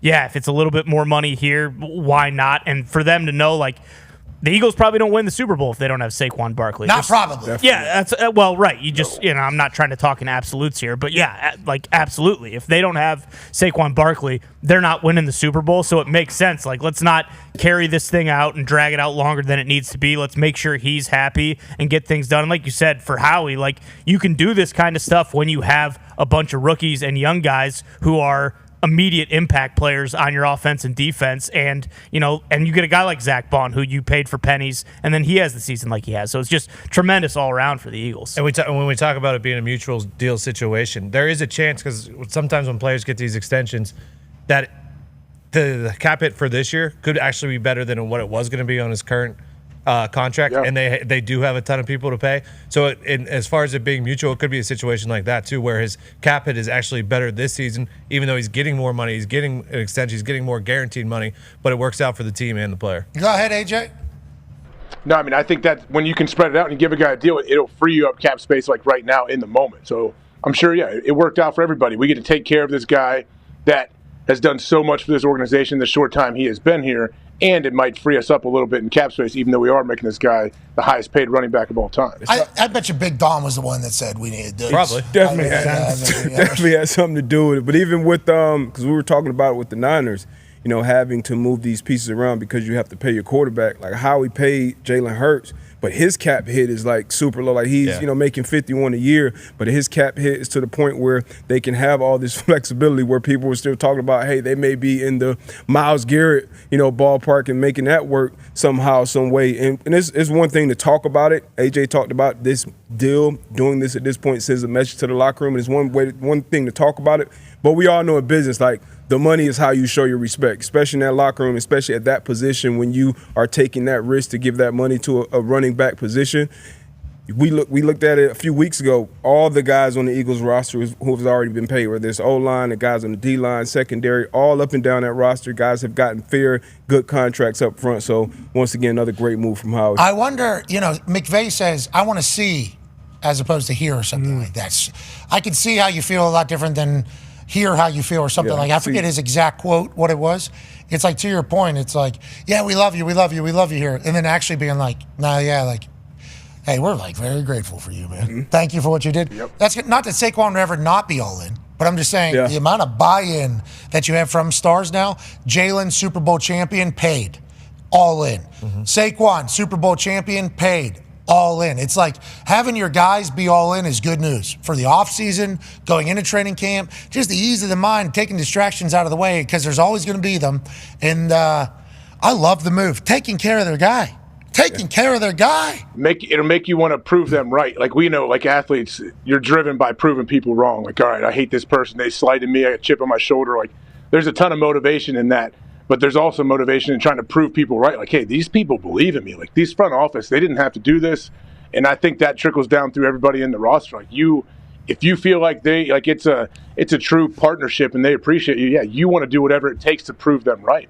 Joining us now, ladies and gentlemen, is a man who spends all of his time on ESPN. And even when he's on ESPN, he says he's not going to spend all of his time on ESPN. Then he comes back to being on ESPN, which is good news for all of us. Ladies and gentlemen, former NFL quarterback, now expert on everything football on ESPN, Dan Orlovsky. Dano, obviously, you know the Johns well. Your wife, I believe, from Philadelphia. You pay close attention to the Eagles because of that. You've said some things throughout the year about the Eagles. You weren't the only one. A lot of people have said these things. But this deal that Howie and Saquon were able to get done through money team Ed Berry, I love it. Not only is it historic amongst running backs and everything like that, but just there was no need for it. And for the Eagles to say, we want to take care of our guy, I think that's good precedent to set with the football gods, Dano. This just happened? Yeah, I just broke it, bub. So we got a 2-year extension for what, 40.1 or something? Yeah, but with incentives included, it could go up to $25.85 million per year if he hits all incentives, which I assume is everything he did this past season. Yeah, break the rushing record. Yeah. Howie Roseman, God bless. Isn't it 2 years left on a deal? 2 years left on a deal. Could have just waited it out. Nobody would be petitioning for Saquon. Instead, get a deal done in the offseason here. Now we got no question marks on who our studs are, Dio. I think Philadelphia for years, I mean, I remember going back, I think like 10 years, they were always, or one of the teams that was always paying guys a year early. Like so often teams wait till the person's contract up or a player's contract is up and it's till like the very end of it. And I remember, I thought they did it maybe with like Fletcher Cox and Lane Johnson where they just choose to pay, hey, we drafted you, you're in your second year, we're just going to extend you because we know you're a good player and whatnot. So Philadelphia, I mean, right now it's the best roster in football, clearly, and it certainly seems like they've added it. But it's awesome to see. It's one of the reasons why it seems like those people love playing there is how he does take care of them. And so it's big time for them. Yeah, I agree. They'll continue to stay committed to the run game. I think they had 715 rushes, 515 passes last season. It was like They clearly committed to the one over the other, kept everybody happy, and won a Super Bowl, which means other teams are going to try to do the same exact thing. So not only are they trailblazing in this entire thing, they're also taking care of their guys that are doing it all. Good for the Eagles, man. Good for Philadelphia. Yeah. Hey, that's the city of brotherly love. That's right. That's the city of brotherly love right there. No doubt. The amount of the runs that happened. I remember I texted Kellen, I think some point, maybe late September, early What you October. say? Hey, I'm trying to get Sirianni fired for you to become the head coach. And I said, okay, I don't know exactly how the conversation was started or whatnot. Okay, so probably like that. Got it. Okay, go ahead. I honestly think that we can break the amount, like the rushing attempts record. That was like the mindset flipped for them at some point late September. Maybe it was after the bye, and the whole stories of the offensive line going to him. But I remember him telling me, like, we honestly might try and break the rushing attempts record. Okay, so congrats to the Eagles. Everybody's going to try to catch them, especially in this, draft season, free agency season, franchise tag season. They're at the top of the mountain. Everybody's trying to catch up. Before we talk about everything happening in the football world, let's talk about you for a second. What was all that shit about? Welcome back. Yeah, you all right? Thought you were dying. Well, it was like you were gone for forever, and then we just saw you on TV, and it was like, can't believe you're doing back. All right. Oh, okay. Isn't that what? I thought he was pulling Jimmy Johnson. Yeah, he's okay. Calling it. Yeah, Jimmy Johnson, congrats on a hell of a career in the football world. Football appreciates Jimmy Johnson for everything he's done to football. Listen, I honestly don't know why that became such a big deal. You made it. I do that. No, I don't. I do that same thing a day or two after the Super Bowl every year. I go from being on TV every day and then taking a pretty substantial break. And so I was just saying, like, hey, I'll be going away. Is there a reality that there is a business element of it coming at some point? Sure. But that's I do that every year. Okay. You capping, dog. Okay, we don't know if you cap it or not. We have not paid close enough attention. We do know. No cap. Okay, no cap. He says. No cap. He says. Capping. He's not capping. He said. He's capping. He said no cap. He's got do it every year. But he's capping. You say go check. I do it. No cap. You can go check. Find First Take the day or two after the last three Super Bowls. I said basically the same thing. We can tell if he capped it. Yeah, but this year you added a few crying emojis and everyone wanted to get you tissues. Yeah, but it was real life. It wasn't actual tweets. It was real life. I'm gone a little bit. It seemed a little bit more emotional this time. It was a real part of that. Yeah, that's a real thing. It was a long season, too, and you were on TV every single day. So whenever, the abrupt absence of Dan Orlovsky, we all feel it. So we appreciated the heads up, but I think a lot of people thought it was a little bit more serious. I think because the business end, it also leaked that maybe there is a timeline on all that. Well, we would like you to know we miss you when you're not on TV, and we're happy you're back. Yeah. Oh, yeah. Welcome back, Dahn. Not that you signed a deal. Not that you signed a deal. I'm not. Yeah, I'm not back.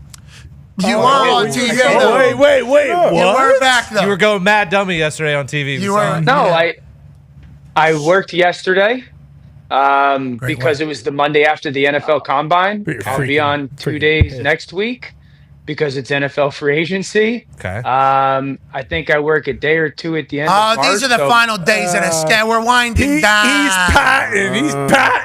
He's not patting. He's just a matter of fact right now. He's patting around that office. I can see it now. He said they got me booked 2 days next week, 2 days the following week.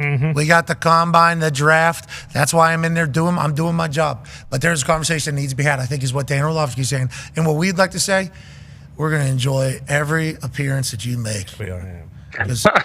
We should record them all. Every appearance you make. That's not Faith Evans. Are you sure? No, that's the police. Sting the police. It's not Diddy. The police. Ever heard of him? It's not a Diddy song. It's a Sting song. Sting? That's not real. It's the police, dude. Do it as well. So this is the Sting version. I think Sting sang it first. No. Every appearance you make. Still in black art, huh? For granted we won't take. That's not Art. That's not Easy true. butts. Okay, so you're going to bat for Diddy right now? No. That's what it sounds like. Oh my God. You're a South Beach guy. Sing this song. You're a South Beach guy. Makes sense. But Anyways, I just want to say, Diddy butt. what I would like to say is the appearances that you will be making over the course of the next few weeks, we will definitely take in and enjoy because we think you are fantastic on the television, which is why it was good to see you yesterday. Great to see you right now. And whatever happens in the future, we'll obviously support you, friend of the program since the beginning. Oh, yeah, Dan. They were talking WWE yesterday. Him getting in the you guys talked about Cena a little bit. I saw Jon Stewart talked about it as well. I don't know if you saw that. Oh, yeah. That was pretty brilliant. I did not. Pretty brilliant. Yep.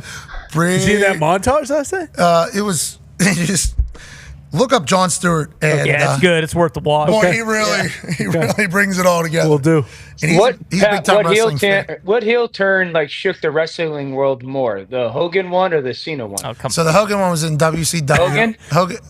The Cena one is a massive ordeal, just strictly because it hasn't been publicly stated about Hulk that he would never turn heel. Now, granted, it might have happened in the sheets and everything like that, but nowadays with how much coverage and social media and everything, it's been addressed so many times that Cena's never going to turn. John Cena is a guy that is always a good guy. That is who he is. And then he signs up for this retirement tour, this one more tour, and it's like, okay, everybody's going to get the John Cena What a moment. one last time. What a moment. And instead, this is a brand new John Cena. This is a heel John Cena who sold his soul to the final boss. Wow. And it's like now the next 10 months, I'm excited to see what it looks like. I have no idea what Dude, it's how gonna many look times do you think The Rock practiced that? like. How many times has he Probably done it not a before? lot. A billion. That was probably one. He doesn't Unique practice. way to do it. Very unique. Yeah, he just goes out there. Yes, I didn't know. Was this dead and then peace? Is what he said? Yeah. Send him on his way, brother. Kill him. It's so I was good. thinking that's not the countdown. It's been reported now. There's a chance that there is a little, there's a chance because he goes 1, Yeah. 2, Mm-hmm. 3. Yeah. And it's like, well, Cena's thing is the 3 thing. Exactly. And then he does 2 there after the thing. So what's the 1 could be? Well, the 1 could be the only one.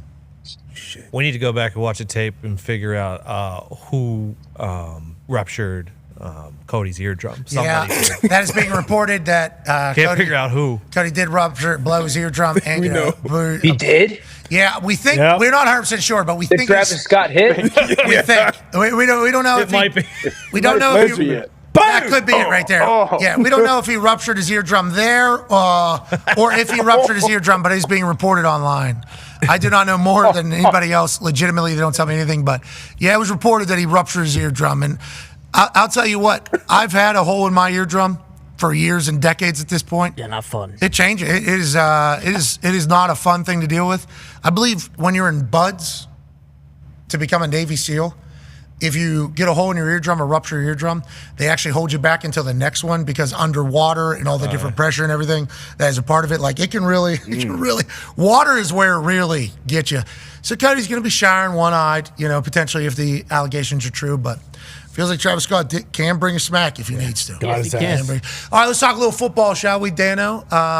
So I would say the Cena turn is the biggest, just strictly because I think I was younger when the Hulk Hogan thing happened, and certainly it was awesome because NWO was a fantastic run and doing it on Macho the way it went down. But now with how much it's been discussed and what we're in the middle of, 10 months left of this thing, I thought it was just like a come see the hustle, loyalty, respect guy, like one last time. And now it's the complete opposite, something we've never been told. Break a wish. But I don't know, because didn't the Hulkster say he's still getting booed from riding dirty down there in California? That's a good point. Yeah, that was the last time he was there, though. Him and Hall and Nash, last time he was in L.A., he was riding dirty, bad guy. That was it. Maybe that's why they booed him. Anyways, let's move along to some football chatter because we only got so many days left with Orlowski. That's right. Yeah, that's sad, man. Maybe. Play the hits, brother. Dano, I saw you getting a little bit emotional on television about Sam Darnold. You're a believer in Sam Darnold. You think he had 2 bad games at the end of the year? Because we were talking at one point maybe he gets $50 million a year. He's going to be the the creme de la creme of this particular quarterback free agent circuit. Now everybody's just assuming, I guess, the conversation is going to go back to the Vikings. The Giants allegedly met the number for Matthew Stafford. Will they meet the number for Sam Darnold then? Like, what are your thoughts on Sam Darnold, and what do you think it looks like for him next year? Yeah, it's kind of weird how ever since those last 2 games happened, it's been like instead of celebrating Sam Darnold, it's been the about Sam Darnold. Hey, did you see the last 2 games? And I kind of talked about it yesterday. If you go back to when Geno Smith went to Seattle and all of a sudden had that one awesome year, it was like, oh, Geno can play, and finally had the right stuff around him, coaching and all that. And then Baker Mayfield gets cast away from Cleveland and he can't play, and this guy stinks. And all of a sudden he goes down to Tampa. I know he went to 2 quick stops, but nothing glamorous. He goes to Tampa, plays, and it's like, oh, Baker could play. A little bit like Jared Goff as well. Like, hey, Jared Goff went from, hey, stinks to, oh, Jared Goff can play. And so I don't understand kind of a little bit of the sour narrative around Sam. I think the part of it too is like those last 2 games, I'm not making excuses for him, but it's the first time he's been in it. I guess that's the first time he's ever felt that as a pro, that pressure, that expectation. It was a little bit house money this past year because there wasn't certainly expectations going into the season. I think for Sam, the conversation, so Minnesota, if I was Minnesota, it would start with Sam Darnold. There's a line of demarcation that I would not cross, and obviously, everyone's correct. I heard Herbie say it, like it does have, what's your viewpoint of JJ McCarthy? Because it's not just Sam versus JJ, it's Sam versus JJ and like 30 or 40 million. So maybe the organization sits there and goes, hey, we think JJ is going to be just as productive as Sam in the next year and a half, and we really need to take that 30 or 40 million and build up our secondary or build up our inside linebacker group or something. And so if they believe that the JJ McCarthy plus the money gives them a better team and they think JJ is going to be similar production, there's a line that you don't go past. I also, from Sam's perspective, Sam went through quarterback hell essentially for his first, 6 years in the league. And how much does he really want to leave that cocoon, that insulation, that support that he has in Minnesota? Like, are you going to run and say, well, Minnesota's only offered me 3 for 100 and Pittsburgh's offering me 4 for 120. Is Pittsburgh, that 20 million, that much of a difference for you? Because the places quarterback friendly wise aren't even close. So you'd be getting more average per year with the Vikings there. I think you'd take that one, right? 4 for 120 is 30 a year. 3 for 100 is 33. Let's say. Well, I'm just saying the deal that you put out there was one that I think he's getting paid more at the Vikings, and he doesn't have to move, and he's with Kevin O'Connell. But I understand what you're saying. For him, do you want to leave? Same thing with Matthew Stafford. Mm-hmm. Do you want to get up and move? Do you want to do that entire thing yet again whenever you know you have success here? The threshold is a very real convo, I think, probably with the Vikings and Sam Darnold. I'm also excited to see JJ with Kevin O'Connell, if that is the case. A lot of weapons, a lot of success. Will they be able to do it again? Where's Sam go? Let's talk about another Dahn. I've heard Kevin loves McCarthy. Loves him. I think Kevin would love anybody. Yeah. I think Kevin would love anybody. I think he's like a great coach. I think he cares. I think he's a great coach. I think he's a great ball coach over there. They got a great culture. Let's stay with the quarterback dominoes, though. Go ahead, man. Yeah, Dana, what do you think about Rodgers? He's kind of another one of those guys out there that, let's assume he is playing. Do you think there's one spot or a couple spots that line up perfectly for him? And do you think that maybe teams will consider almost a package deal with Devontae now that he's a free agent, that they might be able to poach him as well if they were to sign Rodgers? I think there's 3 spots that make sense for me in Aaron Rodgers: the Giants, the Steelers, and the Titans. I'll start with the Titans. One, if they're for some reason adamant that they're not going to take Cam Ward, I don't think they should do that. I think that they should take Cam Ward. But if they decide we're not taking Cam Ward and we're going to trade out of the number 1 pick or something like that, the reality is this: there is a little, and I love Callahan, their head coach. I know Brian. He's going to have to win, and he's going to have a quarterback play relatively well this season. He was hired for that, and so that's the reality of their business. And so, if they decide maybe it's Will Levis and Aaron competing against each other for that job, I can understand that one. The second one would be the Giants. I said this yesterday. Like, let's live in the world where Cam Ward goes number 1 to Tennessee. And then Cleveland takes Travis Hunter. If Cam Ward goes number 1 to Tennessee, Cleveland should sprint to the podium for Travis Hunter at number 2. So then the Giants at 3. Are you taking Shedeur at 3? I think Shedor's a good player. I do. At 3 feels high. Okay, that's just my opinion right now. We'll see if that changes over the next couple of weeks. I don't think it will. So then if you're the Giants, do you say, nope, we're going to go get, I don't know, maybe they trade down or something like that, or whoever they pick at 3. Again, if Travis Hunter was there, you run to the podium.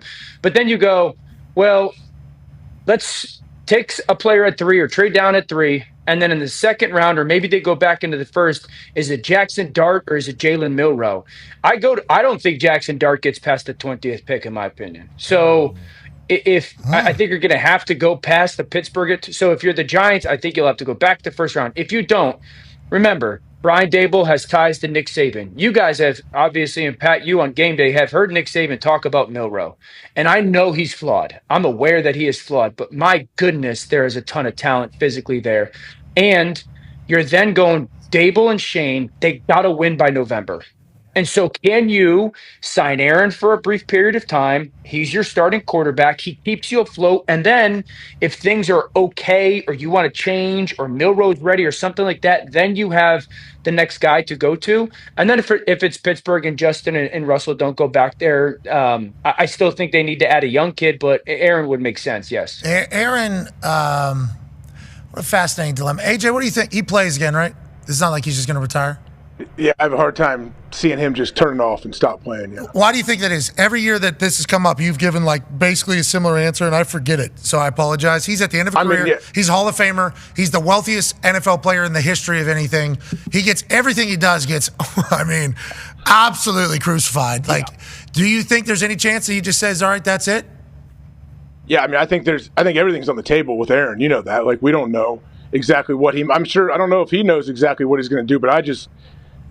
Being around him, how competitive he is, how well he played at the end of the season. Yeah, I have a hard time believing that he's just going to hang it up. Yeah, I think that's the thing from my conversations with him, and we've been very lucky to be friends with Aaron Rodgers over the last 5 years, and we don't hang out with him nearly as much or talk to him nearly as much as AJ or anybody that played alongside of him and his teammates and everything like that. But it's like everybody kind of talks about, no kids, no family. This dude focused on ball. Everything he does is for ball. And you talk about why do you love the NFL, and it's I love the NFL because it is my outlet to scratch the itch of my competitive urge. He loves competition, and it's if you're that good, still able to be that committed, and another team is hey, we know it didn't go right with the Jets, but we think we have the right situation for you. I see him playing ball again. I can't wait to watch it. I do too. What's his relationship with Tom like? Good. Tom Brady? Brady. Oh. Yeah. My mind goes to end of Tom's career, Tampa. The overwhelming obvious thing was how good the offensive line was. And then their success. He got beat up in New York, so I would imagine he wants to go to a place that is going to not be a concern. He's got to get tired of getting hit. He got healthy, to AJ's point, after November, and he started to play better because he was getting hit less. So, the Raiders got two really good young offensive linemen. I would also entertain, if they're able to, Colton Miller's still good. So if they can get an offensive line piece in free agency, maybe that becomes also a destination. I don't know what his and Tom's relationship is like, but I would imagine the number one thing is I gotta be protected. I don't want to get hit anymore. Didn't they play catch during that golf thing? Yeah, right. Him and Tom, you would know more than us, AJ. Oh, and they did their version of the match. Yeah, they seem to get along. I think they get along great. I think there's a couple of those dudes that can only have conversations with a couple of those dudes. Yeah. I think that is Peyton and Tom get along. Vastly different people, I think, the way they go about doing everything, but they get along well. Aaron, vastly different than both of those guys, but I assume that there is a, hey, we get it here. The air a little bit different. Our conversation's a little bit different. Hey, have you seen every single defense over the last 30 years? Yeah, me too. Okay. Yeah. Have you beat every single Yeah. Oh, me too. Whenever you see this, what is this? Tom Brady being as hands-on as he is with the Raiders, that was an eye-opener for me. I think the quarterback's going to be in a good spot. Let's say they don't go with veteran quarterback, though. Let's say they go with a young quarterback. Ty has a question for you. Yeah, Dano, you just mentioned it a little bit there, and I assume you've looked at some of the tape at this point. What are your thoughts on this year's QB draft class? And also, you had a tweet about Cam Ward where you basically said, his tape wasn't as expected. Was that in a negative or a positive context? Yeah, big time positive context. After I've watched basically every snap, maybe a game or two still of Cam's. So for me, Cam Ward reminds me a lot of Baker Mayfield. What I mean by that is there is a loose element to his game, but a twitchy element to his game where that ball comes out. Like once his eyes tell him throw it, it happens fast. And that's a trait that I love in quarterback play. Like that was the thing with Jaden Daniels is how quick he played. The thing that I was referencing in that tweet, and you guys are going to show, like these plays happen, like the runaround plays. The thing that got me so much more excited about Cam Ward and made me really appreciate how good of a player he is what he does from the pocket in timing. You know, that throw was awesome. And so I wasn't expecting that, Ty. Like, I wasn't expecting this guy that from the pocket was so much more in rhythm, in timing, in with his feet. And those throws are awesome. And so when I watch him throw over the middle field and the different types of throws and the windows that he sees, and when that back right foot hits, that ball pops out of his hands. Like the playmaking is there. And so that's like for me why if I'm Tennessee, and I remember I said this years ago when Cincy was on the number 1 pick with Joe, like that this is what he does as good as guys that have come out early in this draft over the past couple years. That back right foot hits, man, and he puts that ball in between the numbers so clean. Sometimes there's a little touch, sometimes it's driven. And so the way he's married his feet with some of the throws, I love. And the playmaking is there. So I like that he measured 6'2". Like my only 2 downsides, Ty, would be this. My only 2, I guess, hesitations. I'll go back to the story about Joe when I was like, if Cincinnati, I don't care what the trade offer is, you're taking Joe Burrow. I don't care if someone offers you 3 first-round picks. You are not moving off of it. I'm not that close to where I was in regards to that situation, but I don't think Tennessee should move off number 1, okay? I think the 2 hesitations are, I don't want to call them concerns, but the things, he's 6'2". I would love for him to be 6'4". Yes, he's 6'2". Okay, so it's not a major problem, but and then he will make you hold your breath at times. There are some moments where you're like, what are you going to do here? And then more often than not, it works out well in college. I don't know how consistently it would in the NFL, but I think he's the clear, for me, clear number 1 pick. Everybody has to hold their breath around other teams when Cam's playing because they stinky, dog. Oh, that's no Cam. They stinky. They stinky. Yeah, that wasn't it. That's what that means? What the hell was that, dude? Yeah. What'd you just do? That's what this means? Don't be throwing your heart out to people. Don't be throwing your heart out. He's not an elephant, Dan. Jeez. Anyways, you talk about him being on time and everything like that, 6'2", and all that good stuff for Cam Ward. And his arm strength is obviously very much alive. And, you watch clips of him working out, love everything he's about. What Cristobal says about what he did to that culture down there, just getting dropped in, flipping it, and just becoming a great culture all of a sudden out of nowhere, they give him a lot of credit for being able to rally, motivate, and unify. So all good qualities of a quarterback. And he comes from an athletic family too. Like, his I think cousin or uncle is Quandre Diggs, whose brother is Quentin Jammer. So, and I texted Quandre about him, like, tell me what kind of human he is. And Quandre's like, he's as much of a dog as I've ever been around. Like, and he's an unbelievable leader, super hard worker. And he was like, honestly, the fact that he's in this position blows my mind because as a kid, Quandre's going to be mad that I said this. He's like, as a kid, he sucked.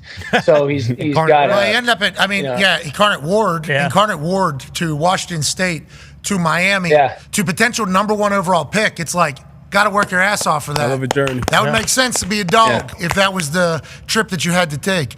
Tone has a question for you, Dano. Yeah, Dan, we learned last week that when Chris Ballard talked that they are going to have an open competition with Anthony Richardson for their starting quarterback. Who do you think that quarterback should be? You think that's a good sign for the number 4 overall pick, 3rd year coming in? Okay. That was kind of. It's not a good sign for Anthony. We know. That was kind of a loaded question. It's not surprising. I think there's a lot of people on the table that aren't going to be able to spend a ton of money on guys. Daniel Jones obviously comes to mind because he might be cheap. Yep. Going, guys. Be a good fit. Sam's not going to go there. Aaron, maybe. Again, for a place that you feel needs some leadership and needs some, we got to go win. I could see Aaron, Jameis. No, yes! Jameis? More. Yeah. Fields? Jameis? Yeah. Hey, Jameis comes in. That might be exactly what Indianapolis I like the needs. Justin one. I like Justin in New York with the Jets a little bit better. Because, if you're Indy, you want someone there, obviously. Like, you want someone there to push Anthony, but you want Anthony to be the guy. So, Justin is still such an unknown. And I think Justin will have better opportunity for a lot little of bit things more we're of a here. short A lot of starting things we're here. position. We know who's who. We know who's what, don't we? Mm-hmm. A lot of things kind of already been decided. We're looking for dogs. Need dogs. Need more dogs. Would love dogs. I wish we could transfer portal our team. Just get a new one. Still there, huh? Huh? After combine, You're still there? I've heard more. You have no idea, Dan. I've heard more. It's like I don't know how they become professionals, but hopefully they will. For the good of Indiana. I was in buildings like that. We usually lost every game when we were like that. It's going to be different this year. Yeah, got too much talent. That's the issue, though. So much talent. Dan, you had guys like showing up late and not do stuff that you should do when you're in third grade, like just the basics they weren't doing. Bingo. Yeah, just not. The simplest stuff. Like, dude, I remember we had guys that would come out to practice with sneakers on. We were on grass now. Sneakers, not turf shoes, not cleats. Sneakers, not tied. So loose sneakers, just shorts on, not even like a girdle or anything. And just a practice jersey with helmet unbuckled. They would run a rep in practice, probably do something pretty impressive because they were athletically talented. They would take the ball, throw it back to the coach, and then walk back to the huddle, take the next 6 or 7 plays off. Give me a water, bitch. Sounds like one guy. Yeah. Dude, I remember we had guys That's not one even guy. in the season you'd have a day or two where you got to get like your mandatory lift in pre or post practice or something. We'd have guys go into the weight room and not touch a weight, just stand there and not lift. That's awesome. There's these little losing culture things that happen, and you don't even think about it. You don't even think about it. Like going into a workout. Okay, you're a fucking professional athlete. And just taking laps around, not lifting a weight, and then you're out of there. You just fuck the walking team. around. You just fuck the team. You do not get better at all. You're getting paid to be a football player. This weight room will make you a better football player. But instead, say, nah, not doing it. And I'm not saying I've seen anybody take that particular tactic, but it's all those little things that are like the professional things. They say the little things lead to the big things. Take care of the little things, the big things will take care of themselves. And it's like those little things are what make you a professional. Like, that's what makes you a professional in this whole thing. And it's like, I don't think it's just the Colts. Obviously, it's alarming how much it seemingly is the Colts. But there is, and they can stop it, and they'll change it next year. But I think it's happening in a lot of places, Dan. I think it's happening in a lot of places. A lot more than it's ever been, obviously. McDaniel talked about it with the fines in Miami. Oh, yeah. Yeah, you can find guys. I wonder if it's an NIL thing. Like, these guys are coming in with a little bit more money in their pockets, or... Name, image, likeness. Yep. There is a chance that,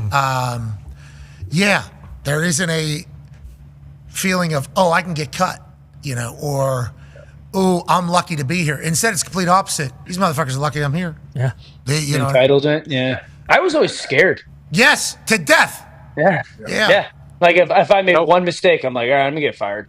Even in, like, my 7th year, I was like, if I don't do it, I'm going to get fired. So yeah, that's always a nice thing. Adam Vinatieri thought if he missed a kick in practice, he was going to get cut. That's how I felt. It was at the point where he ain't kicked. He was trying. Yeah, you're right. If you did miss a kick in practice, you probably were cut. If I had to guess. All right, Dano, this is it. Last chance. You make this 33-yard field goal. Go ahead. Yeah, you can keep your job. But as Vinatieri, hey, true story. You remember Matt Prater? Yes. No. Yeah, great kicker. So. There got to a point, I don't know how it happened later in my career. We know Prater is what Connor just said. Yeah. I got some Prater stories now. No way. And we were late in my career, and something happened where I had to hold. I had to become the holder, and Sam Martin was holding for us. I don't know what happened, but I had to get reps in practice and holding, and I was terrible at it. And I remember.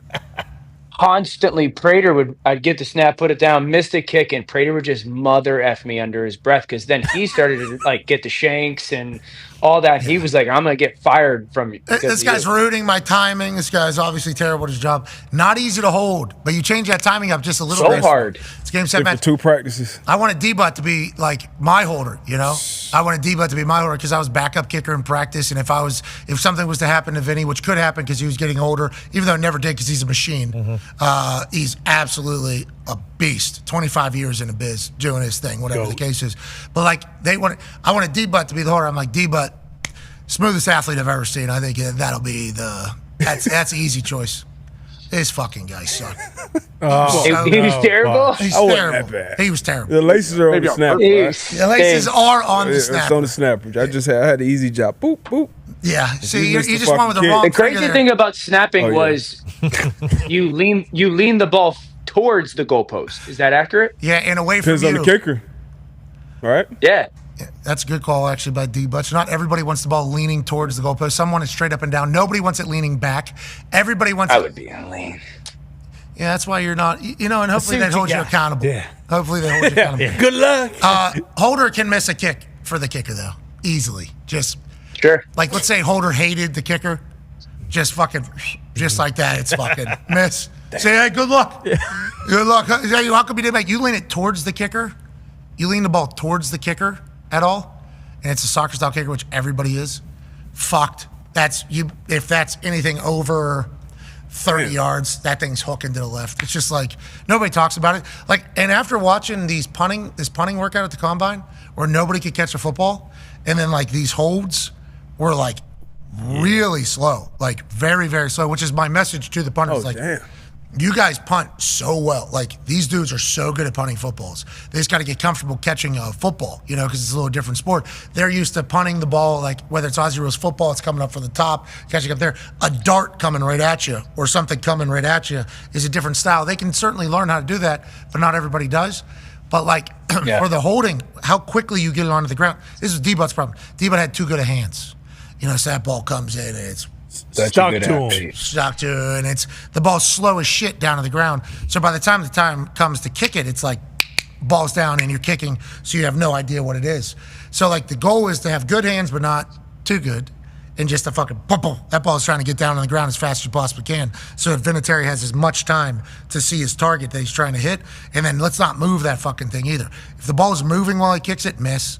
If it's leaning towards, And am I right? The great snappers just snap the ball basically, so you just have to go like spot. this. yes, They're- that's what they're judged on. and the laces, Yeah. the laces are Boom. 99 out of 100 times already pointing at the goalpost. That's what you're aiming for. The goal is for the laces to be from like 9 o'clock to 3 o'clock. If you look at a clock, okay, 9 to 3, so that then it's just like a little touch, a little easy portrayal. But Yeah. that is what the long snappers are being judged for. There's only 32 jobs, so if you can't snap laces and you can't hit up, your ass is gone. And it's like I started talking to You know, those kids become a great long snapper. who Tannenbaums.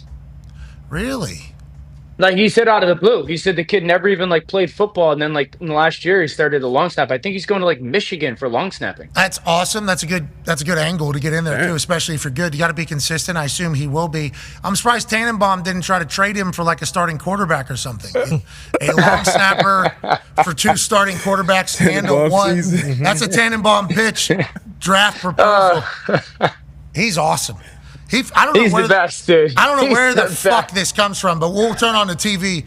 Tannenbaum is trading 2 quarterbacks, a defensive end for 4 picks, and 3 teams are involved that say they are not doing anything. Yeah, the Rams were taking on Sean Watson's contract. Yeah. to You get know, Miles. let's- Yeah, Watson. How about that? Let's need you eat the contract for the Cleveland Browns, and you get Myles Garrett. It's like he's been in those rooms, so he obviously knows the fantasy camp, I guess, that takes place with these trades. But some of the things he puts up there, I'm like, who the They're unreal. who the fuck? They're unreal. What's that? They're unreal. Like yesterday when he said trade Micah Parsons for Myles Garrett, I was like, why not just pay Micah Parsons? Yeah. Shut up, Dan. That's not how it works. But I appreciate that he does it. It gives us all fodder. He's the best. It gives He's us the all best. fodder. And the 33rd team, I believe, is becoming like a full-on consulting firm, you know? So nice. good for them. Good for everything they got operating. And Dano, last question here from D-Butch, and it's about the current NFL. So let's get it right, please. Thank you. And of course, Dan Will. I saw you mention we were talking about had Sean McVay on yesterday. Stafford going back to the Rams, obviously a huge deal. But I still got Philly clear cut as the best team in the NFC. I know we're pre-free agency, pre-draft, but standing as is right now, who is kind of nipping at their heels right now? Is it the Commies, the Rams, the Lions healthy? Who you got in the NFC right behind Philly, or do you have someone coming in above Philly next year? No, I think Philly's still the number 1 team roster-wise, and I would put the Rams at 2. Obviously, a lot can change for agency draft. I go back to the regular season saying, hey, that's the team that they don't want to play. And I remember Darius Slay last week or 2 weeks ago said that was the team in their mind that they knew could beat them. Like they knew because of the style of ball and Stafford. So I would put the Rams at 2. Listen, Detroit is outstanding, but I want to see what it looks like without Ben Johnson there offensively. It's still a great talent offensively. I just don't know a ton about their new offensive coordinator, John Morton. So, Detroit there, I think Green Bay is still very much so just right there as well. I think everyone puts the Commanders there. I'm not as high on that as I think the Commanders, and I said this yesterday, D, but you guys know it. Laud them, praise them, congrats, awesome year. You won 5 games on the last play. That's not real in the NFL. You win 3 of those, and that's not that real. And so while you give them praise for that, I also think they can't fall into the trap that maybe like the Giants did a couple years ago in Dable's first year when they somehow stumbled into the playoffs and like, oh, maybe we're closer than we thought we were. And then you make some decisions because you think maybe we're this move away or that move away. And I think the Commanders have to have a mindset of, you know what, we're still building and we're still trying to chase down some of those teams to get into that upper grouping rather than there are some teams that you go, we're a move away. Like we're a guy away. And I don't put the Commanders in there just yet. I still think I want to see what their makeup is post free agency and draft. Let's not get too comfortable here. Okay, you got a lot of sacks, but you also didn't get blocked for a bunch of times. So let's know that we can continue to get better here. If you're the Commanders, you got to feel good, especially bringing in Debo. I saw you love that move. Yeah, no team throws more perimeter screens than Washington. So, like, if there's a guy in the NFL that you want to get the ball to in his hands and just you go do something with it, it's Debo.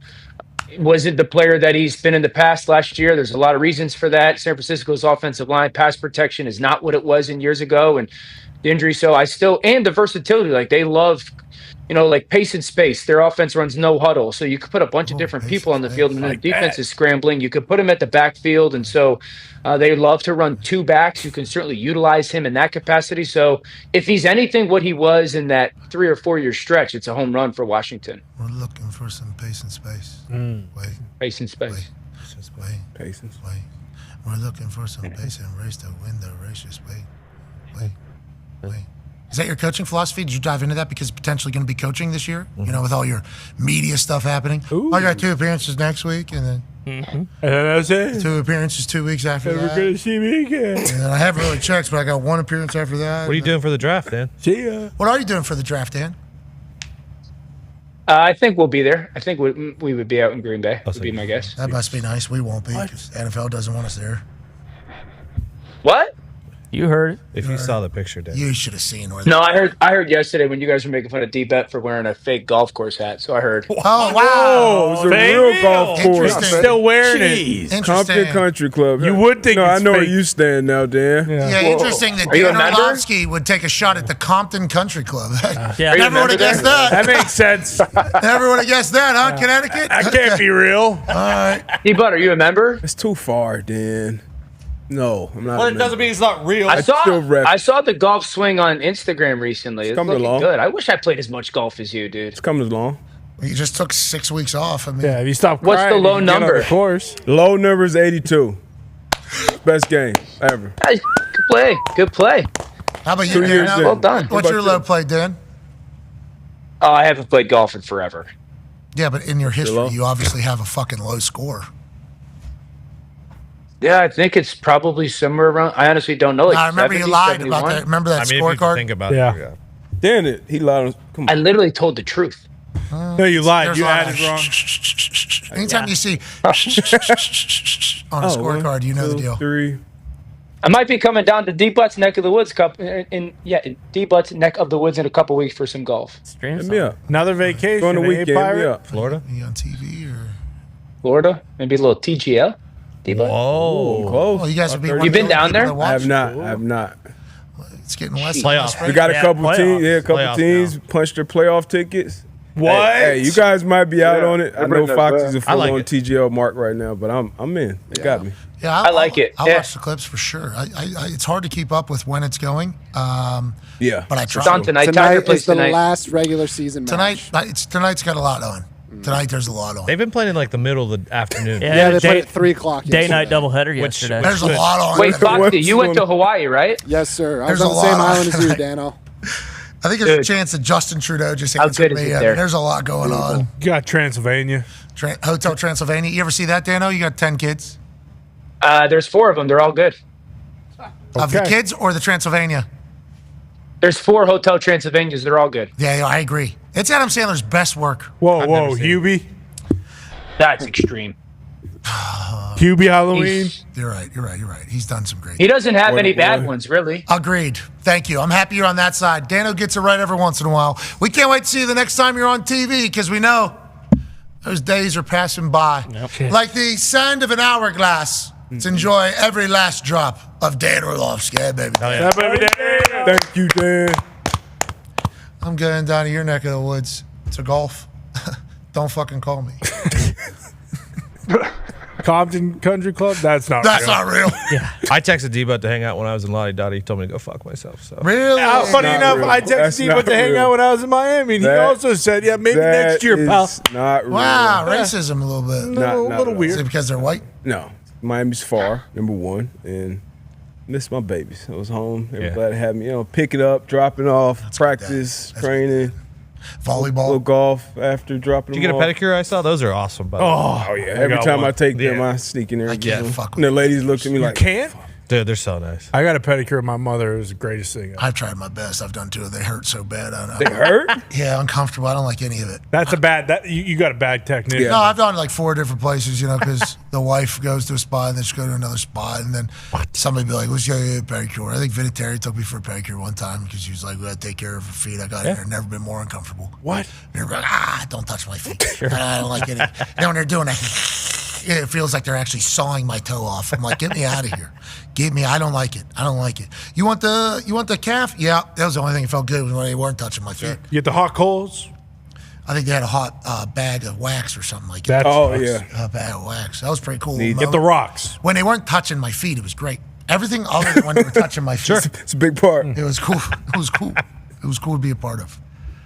Miami's so far. It is. I don't know how you were traveling down there and back so much. You still are. That place is so far away. The traffic in Miami, I experienced it for the first time. It's was ridiculous. Bananas. Gump also came back, and our first conversation, he was like, "There's no way the Dolphins." I spent 5 days in Miami. Dolphins got no shot of winning football. A lot of distractions. Too many. There's no way, man. A lot of distractions. God rest his soul, Vontae Davis. When he got traded to the Colts, was awesome. Obviously, the moment got called my grandma, and then he comes to the Colts, and we had just seen that as well, so we had no idea what to expect. Then you get a chance to start talking to Vontae and everything, and he talks about how Indianapolis saved him. Being in Miami was, hey, there was a lot going on, a lot of options, and I'd hear these stories from him, whether we were in a training room or in one of the tubs, kind of in there just passing time, trying not to be as miserable. And I just thought to myself every time, real happy Pat McAfee never got sent down to Miami at that age, at that time. A lot of opportunity down there. Everything is easy to garner down there, and it's readily available from what I've been told. And after your guys' trip down there, and after you watch what happens with these Dolphins teams, it's like money, opportunity, warm weather all the time, and just like when you're staying in a hotel in a casino, okay?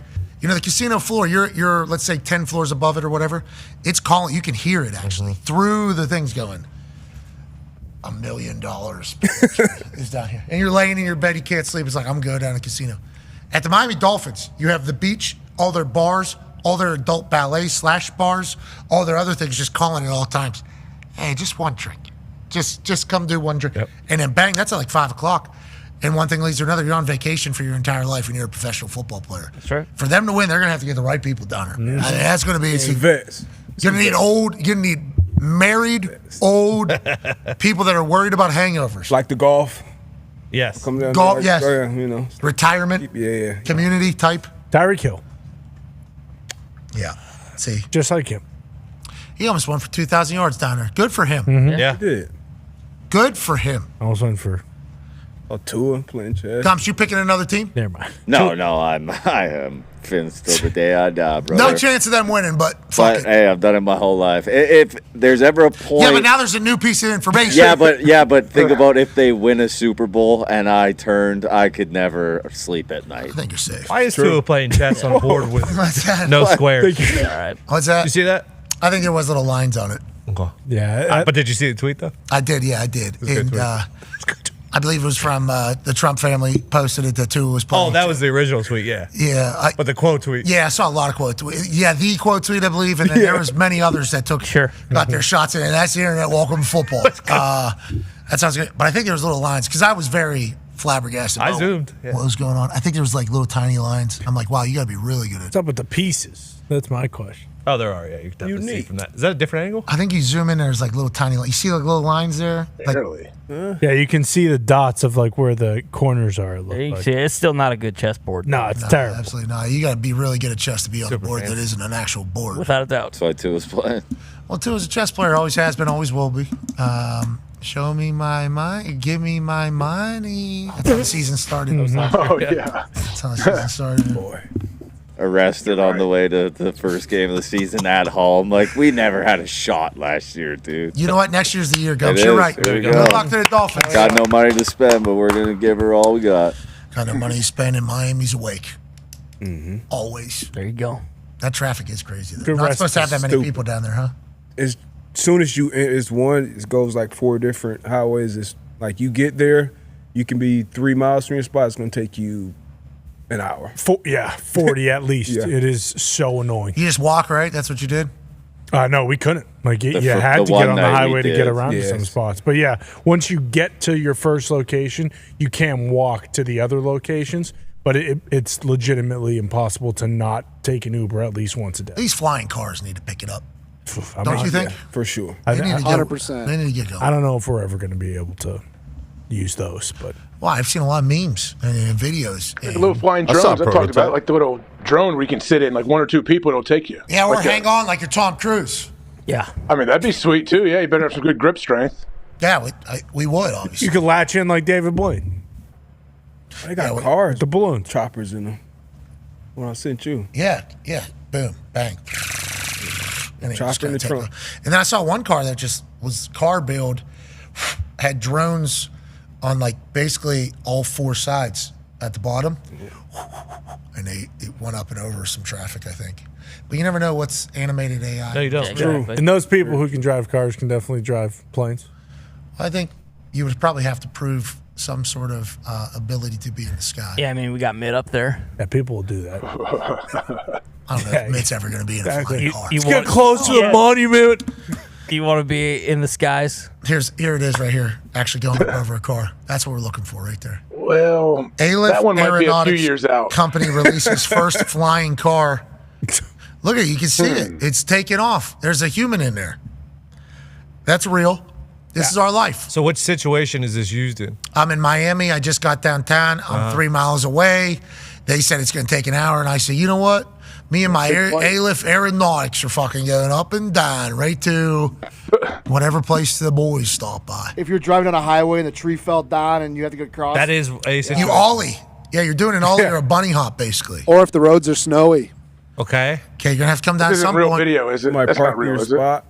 What are you talking about? Driveway home. Everything, bingo. Keep dreaming, boys. What about parallel parking? No more. I'm fucking up and I'm down. Pick it up, put it down. That's what I'm doing with this thing. Look at that. Smooth landing. Much smoother than some we've seen. Yeah, I can go over. I can move up 12 feet. Oh, look. That's what I can have. Oh, look. Oh, looky. There's an 18-wheeler down. Well, that sucks for everybody but who? You. Look at that. So real. Be the coolest guy at school. if you Cops could do are on that. the other side saying, whoa, we're stopping traffic on the ground. Okay. I'm in the fucking sky, dude. Altitude, 13 feet. I'm out of here.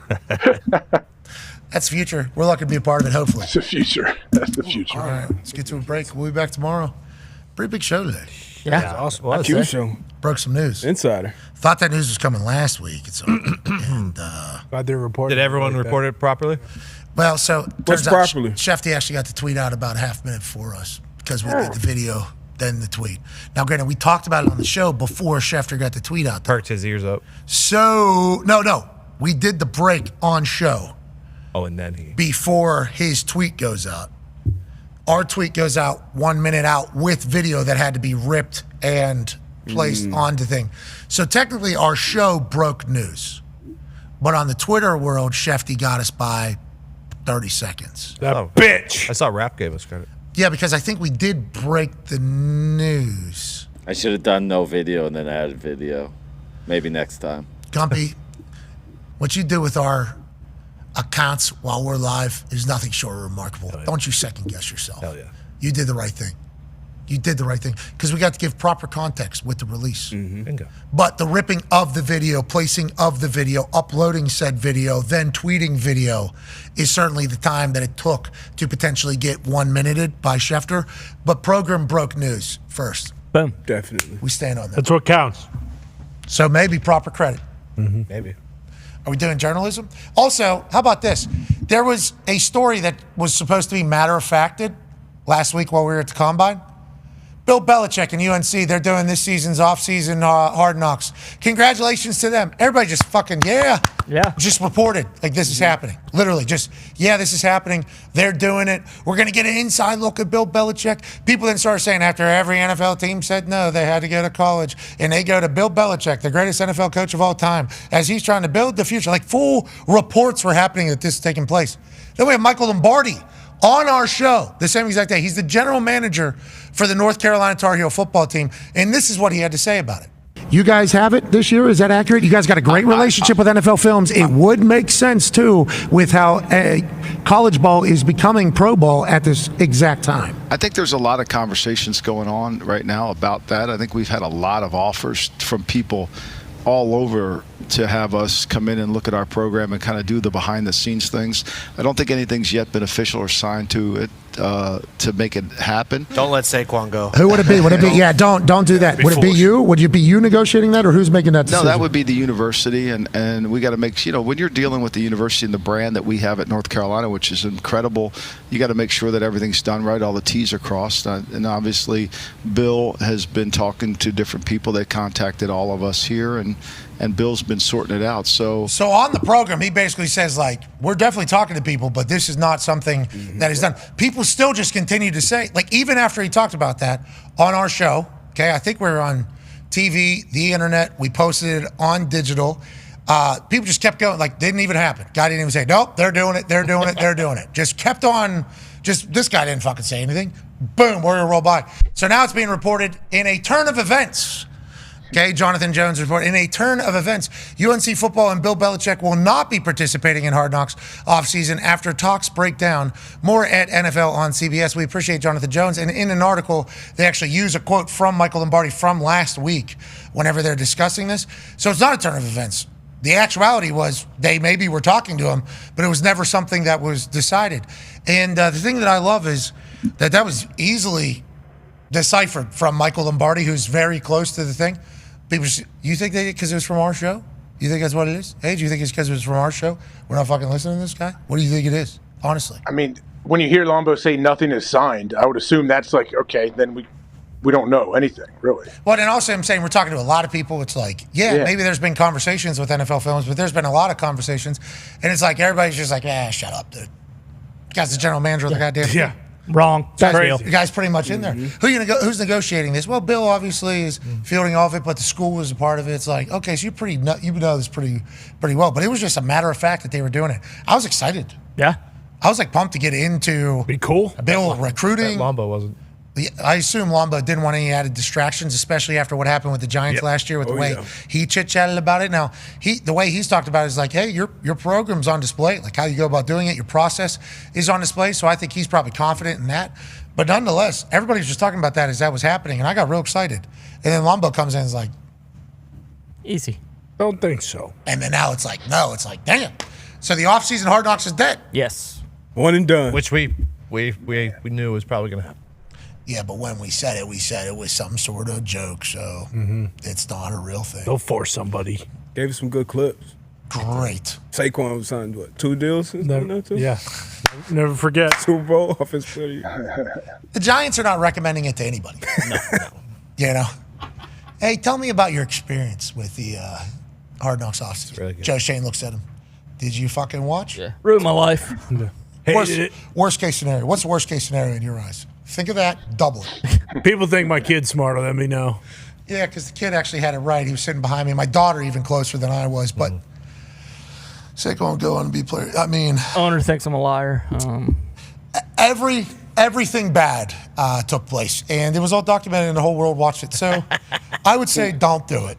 We have some breaking news from the internet happening. The NBA Twitter account was hacked, they have gotten it back. I believe the NBA have gotten it back. The NBA is taking the game to the next level, introducing NBA Coin, our official digital asset on Solana, designed to enhance fan engagement and future of sports transactions. So this was tweeted, I guess, like 50 times. So some crypto boys got into the NBA Twitter account and say, you know what, we're going to run this NBA Coin up. It's going to be a pump and dump from the boys, hoping to catch people. And we would assume that NBA Twitter, which had a much better name before, but it's on me to be the one that continues to bring that up. I don't think we should ever change it. It's the greatest place on earth. Greatest place on Twitter. Most electrifying place on Twitter. No doubt. I assume their quote tweets of that. Oh. Probably pretty good. Oh, my God. Just crypto boys trying to get into the NBA. I mean. They even did an official announcement, too, with it. Like a letterhead and everything. They did it right. Yeah, I mean, the hackers are getting smart. You know, and AI is able to make a graphic for you quickly. And we are scrolling right now. There is a lot of these tweets going on with a statement, official announcement. Yeah. That's crazy. Genius. What's real? Hey, got to keep your head on a swivel eye. Okay? Not only in Starbucks, because there's Schultz's walking around. They literally own the place.